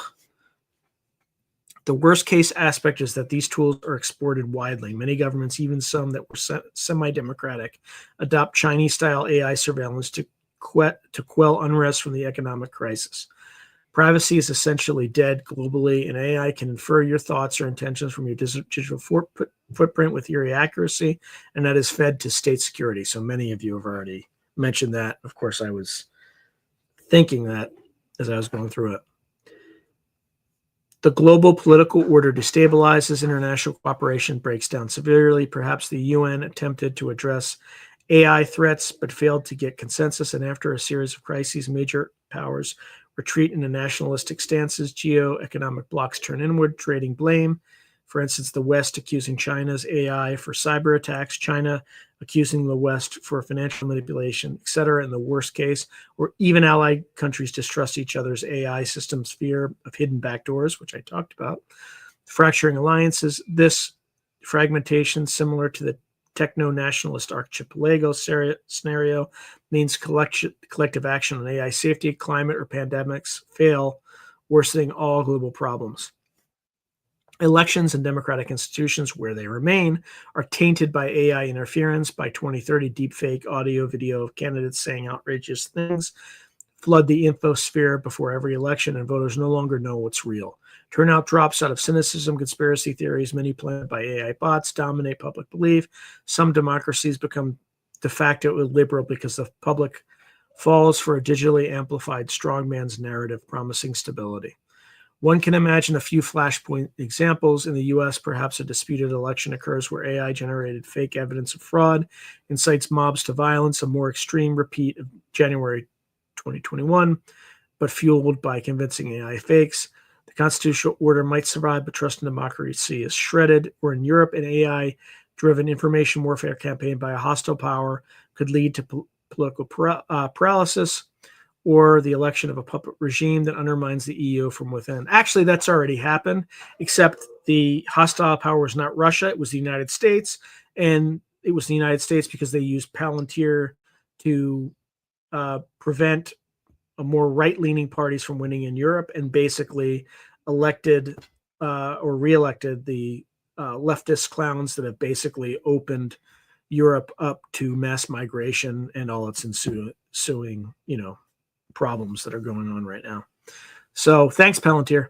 The net effect is a world less free, more paranoid, and governed by might and manipulation rather than cooperation and law. Finally, the cultural and psychological toll is immense. By 2030, people live in fear of AI. In this scenario, fear of losing jobs, fear of being watched or deceived by AI, fear that an AI-triggered disaster could strike any day. This constant anxiety erodes social cohesion. Communities fracture between those embracing augmentation. Some wealthier individuals go for AI implants, etc., widening human enhancement inequality, and those rejecting technology entirely. A kind of neo-Luddite counterculture emerges that shuns not just AI, but all digital tech. Some groups go off-grid to survive. The mainstream, however, is trapped in the AI-dominated system, whether they like it or not. This worst-case scenario is bleak, to say the least. It depicts a world in crisis, economically unstable, conflict-ridden, politically authoritarian, and living under the shadow of possibly even worse to come, like an uncontrollable superintelligence AI or world war. While it is a conjectural worst case, each element is drawn from real concerns voiced by experts: mass unemployment, autonomous systems, and AI terrorism, nuclear risk via misaligned AGI, and the erosion of democracy through AI-enhanced surveillance and propaganda. The convergence of all these by 2030 would represent a failure to heed any warnings and an absence of mitigating action, a future we urgently want to prevent. So, having traversed these scenarios, oh my God, I am running out of time. From AI as a beneficial ally to AI as a mixed blessing to AI as a source of catastrophe, it's clear that the outcome is not predetermined. The next 5 years are pivotal. Humanity's choices in technology, governance, economic policy, international collaboration will largely determine which path we tread toward 2030. AI is often compared to electricity or the steam engine in its transformative power.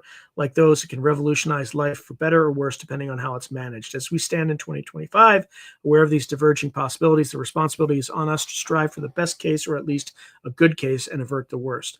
This final segment offers concrete recommendations for individual action to navigate and shape the coming AI era. All right, so actionable recommendations: preparing for an AI-powered future. Whether AI brings mostly boon or bane, every individual can take steps today to better position themselves for the changes underway. While governments and companies must do their part, here we can focus on what a single person in their career, personal development, and civic life can do to benefit from AI trends, or at least mitigate the downsides. The goal is to ride the wave of AI rather than be swept away by it. Below are key recommendations. 1, embrace lifelong learning and upskilling. In an AI-driven job market, one of the best protections is continuously updating your skills. Learn how to use AI as a tool in your field, whether that's prompting generative AI for quick research, using no-code AI platforms to analyze data, or understanding basic machine learning concepts. Workers who can direct AI to solve real problems will become more valuable, not less. For example, a marketer should learn AI-based analytics and content generation. A doctor might learn to work with AI diagnostic aids. The IMF estimates over 40% of workers will need significant upskilling by 2030 due to AI. So be proactive in gaining new qualifications, certifications, or hands-on experience with these techniques. Many AI courses are available online for free or low cost. Using AI itself to learn, like AI tutoring systems, can accelerate the process. The principle is never stop learning, because AI will keep evolving. 2, develop skills AI can't easily replicate. While AI automates routine tasks, it struggles with areas like complex strategy, creativity, interpersonal empathy, and leadership that involve messy human elements. Cultivate these uniquely human skills. For example, improve your creative thinking and idea generation, maybe take on artistic hobbies or practice brainstorming, as creativity remains in demand even with generative AI, which still needs human direction and taste. Strengthen your emotional intelligence and communication, roles that require building trust, motivating people, or understanding nuanced human context. So teachers, managers, counselors are harder for AI to fill. Leadership and management abilities will likely increase in value since someone needs to set direction and make judgment calls in an AI-augmented organization. Focus on being a T-shaped professional, deep in one specialty but broad across domains, since flexibility and interdisciplinary thinking are harder for narrow AI. By honing skills in people management, strategic decision-making, and ethical judgment, you make yourself more adaptable and resilient to automation. Your goal is to be the person who works with the AI, designing strategies, supervising complex outputs, rather than being the one replaced by the AI. 3, leverage AI to increase your productivity. Rather than avoiding AI, use it to enhance your own output. Treat AI as your own personal assistant or junior colleague. For example, use AI writing tools to draft routine emails or reports while you add the final polish. Use coding assistants if you're a programmer to handle boilerplate code, or use AI scheduling chatbot tools to automate admin tasks in your small business. People who master AI tools early can amplify their productivity significantly, potentially achieving 2 times or 5 times what they did before. Early evidence shows employees using AI can increase their output and even their wages in some cases. By 2030, being adept at working with AI could be as fundamental as computer literacy is today. So experiment with the latest AI platforms and find ways to integrate them into your workflow. This not only boosts your value to employers as someone who can get more done with AI, but also gives you hands-on insight into how AI is changing your profession, allowing you to stay ahead of the curve. In essence, ride the wave of automation by surfing on top of it, not standing idle. 4, stay adaptable and watch industry trends. The career you start in may morph dramatically or even disappear. So cultivate an adaptable mindset. Be willing to pivot into new roles or even new industries where AI is creating opportunities. For example, AI ethics analyst, data science for healthcare, etc. Keep an eye on trends by following credible news on technology and the job market. For instance, the World Economic Forum's future job reports or reputable AI newsletters. If you notice your field becoming vulnerable, for instance, AI is now performing tasks you do daily, start planning a transition early. It could mean specializing further if AI does basic work, become an expert in the complex part, or transferring your skills to a related domain with more growth. Flexibility is key. Additionally, maintain a diverse professional network across different fields. Your next opportunity might come from an unexpected direction, and knowing people in emerging AI-driven sectors can open doors. In volatile times, those who can adapt quickly, almost treating their career like a startup that can pivot, will fare best. 5, support ethical and responsible AI use. Even as an individual, you have a voice in how society handles AI. Be an advocate for policies and practices that steer us toward the best case scenario.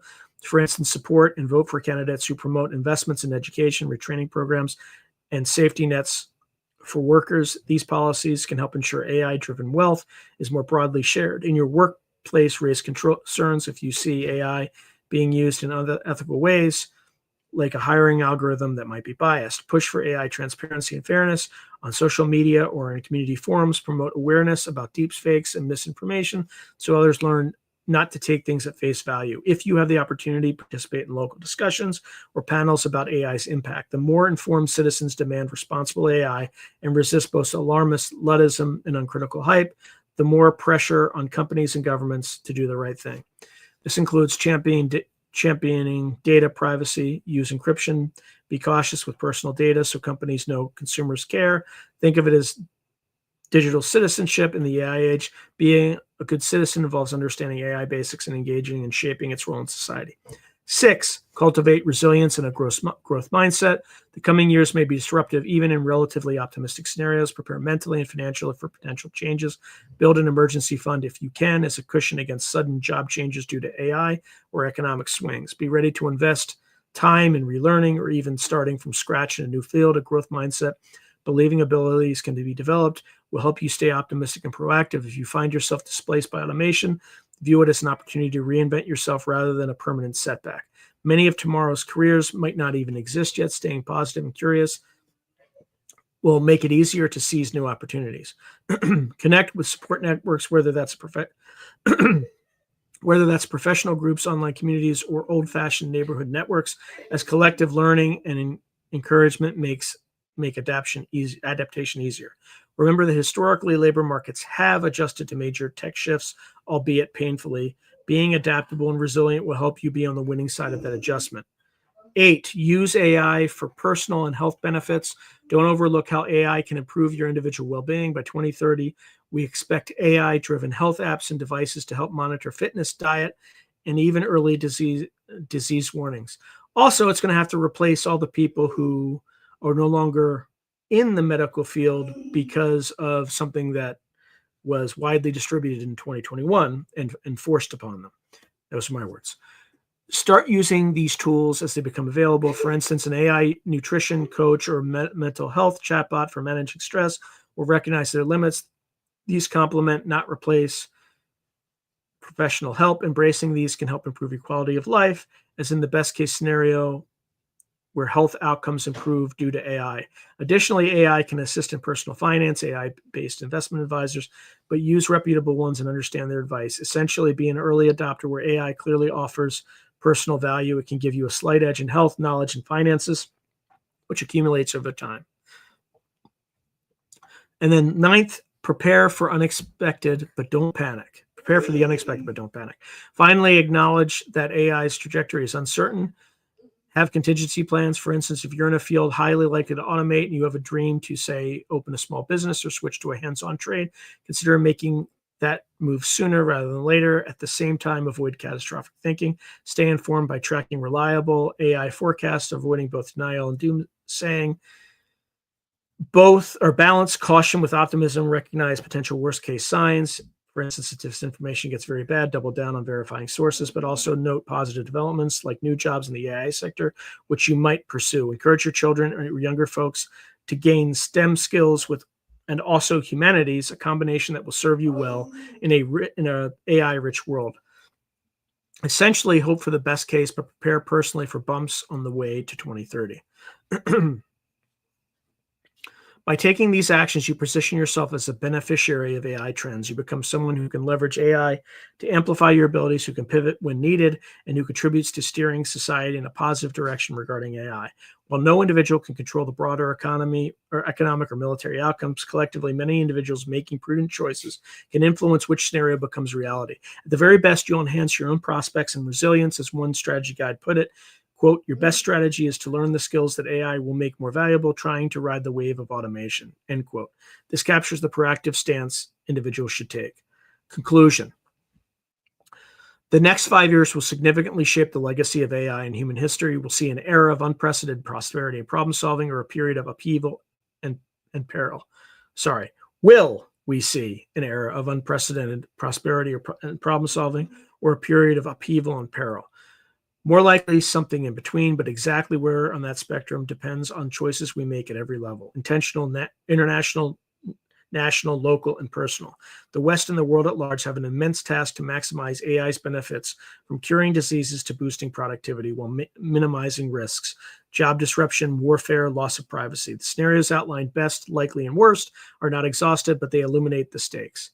Encouragingly, we are not passive bystanders. With foresight, collaboration, and wise policy, humanity can guide AI towards broadly positive ends. Already, there are efforts at governance, from the EU's regulations to industry pledges on AI safety. These need to accelerate. Economically, ideas like reskilling programs, social support, and maybe new models for wealth distribution, stock in AI companies for citizens, for example, could ensure everyone benefits, not just a few. Militarily, starting dialogues and setting red lines like no eye and nuclear launch decisions could avert the worst outcomes. Each of us, by staying informed and engaged, helps reinforce these guardrails. By 2030, if we navigate, we may look back on AI as the technology that helps spark a new renaissance, curing illnesses, expanding knowledge, and freeing people from drudgery. If we falter, the opposite narratives are possible. But given human ingenuity and past adaptability, there is reason to be hopeful that the worst cases can be avoided. Ultimately, AI is a mirror of humanity. It will reflect our values and decisions. The call to action is clear. We must act wisely now in 2025 and every year hence to ensure the story of AI in 2030 is one where humanity collectively says, we rose to the challenge and shaped AI for good. All right. Good Lord, that was long. That's all there is, folks. So, wow, we are like 9 minutes over. All right, let me just get through what remains in the chat. Good Lord. Yeah, folks, I'm going to have to like blast through this because I still have a lot of work to do. I've been working since for 14 hours straight, just trying to get all the stuff that I have to get done, and I'm still not done. So my apologies if I race through this. All right, Roger Claiborne saying AI is often helpful for doing physics research. AI could be a great asset to humanity if it doesn't, but it doesn't seem to be what, quote, they are building it for. Yeah, fair. All right, so Jalal, does AI Wikipedia as a true authority stand unchallenged with AI? Because that is garbage. Well, the problem is AI cites it. So you're right, it's garbage. All right, let's keep going. Hobbesian class, yeah. Roger Claiborne, they are the oligarchs waging class warfare against the rest of us. Yes. All right, I'm just okay. Sorry, folks, I'm just going through. Yep. Roger Claiborne saying already electricity prices and utilities is going up due to AI. So are insurance rates. Also, private equity is rushing into the utility space, which means that in about 5 years we probably will have intermittent electricity because they'll just strip, they'll just asset strip those entities.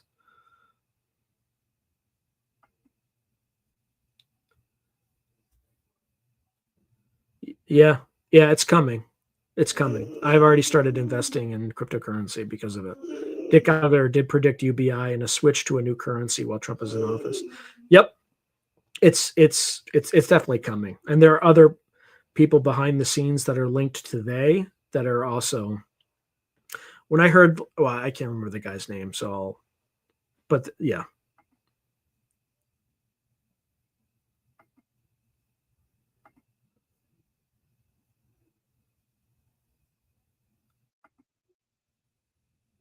All right, sorry, folks. I'm just going. Thank you, Spiritual Ascension. Spiritual Ascension writes, thank you for giving us a platform to talk truths openly and without harsh criticism. It means a lot.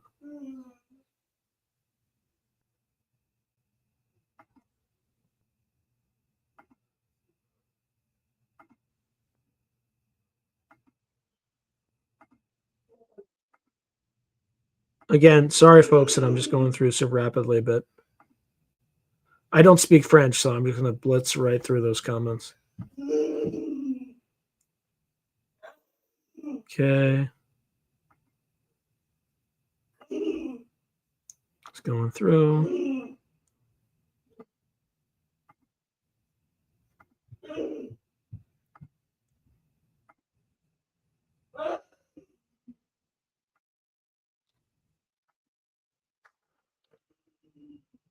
Okay. So Tim Beck says they aim at 2030, Sean. They want to reach 2050 or die trying.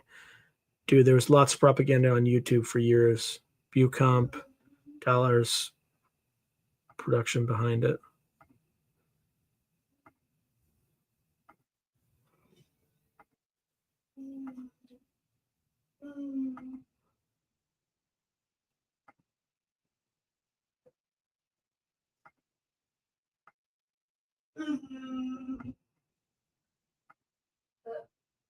Oh, I'm just racing through, guys. I'm sorry.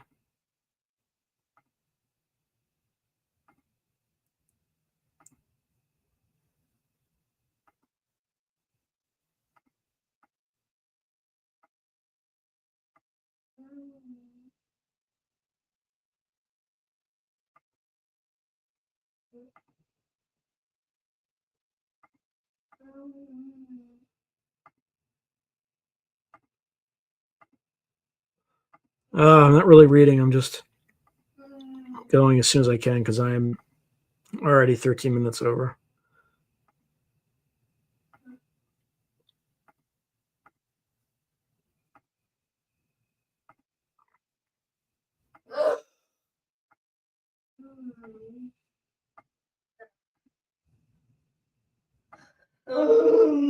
Okay.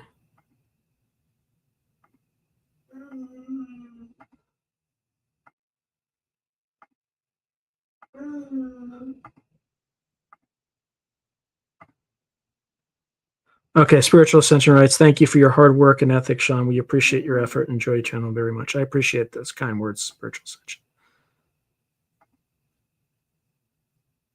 Agree, Roger Claiborne. Let's rise to the challenge and shape AI for the good of everyone.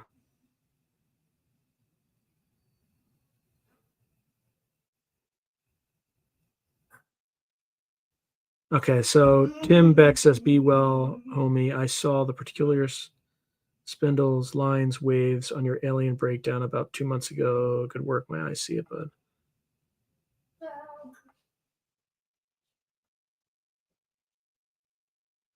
Yeah, I understand where you're coming from, Roger. The thing is, you may not believe in crypto, but crypto believes in you. They're gonna jam through the new system regardless of what the dangers are. In fact, the powers that be probably love it because it helps them control.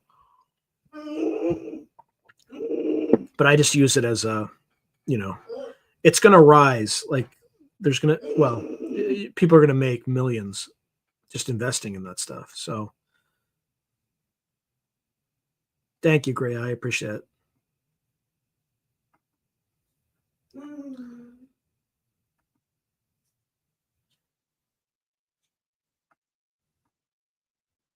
Okay. Oh, I'm exhausted, folks. So I still got a lot of work to do. So have a great rest of your weekend. Have a wonderful week next week. And God bless and Godspeed. Good night.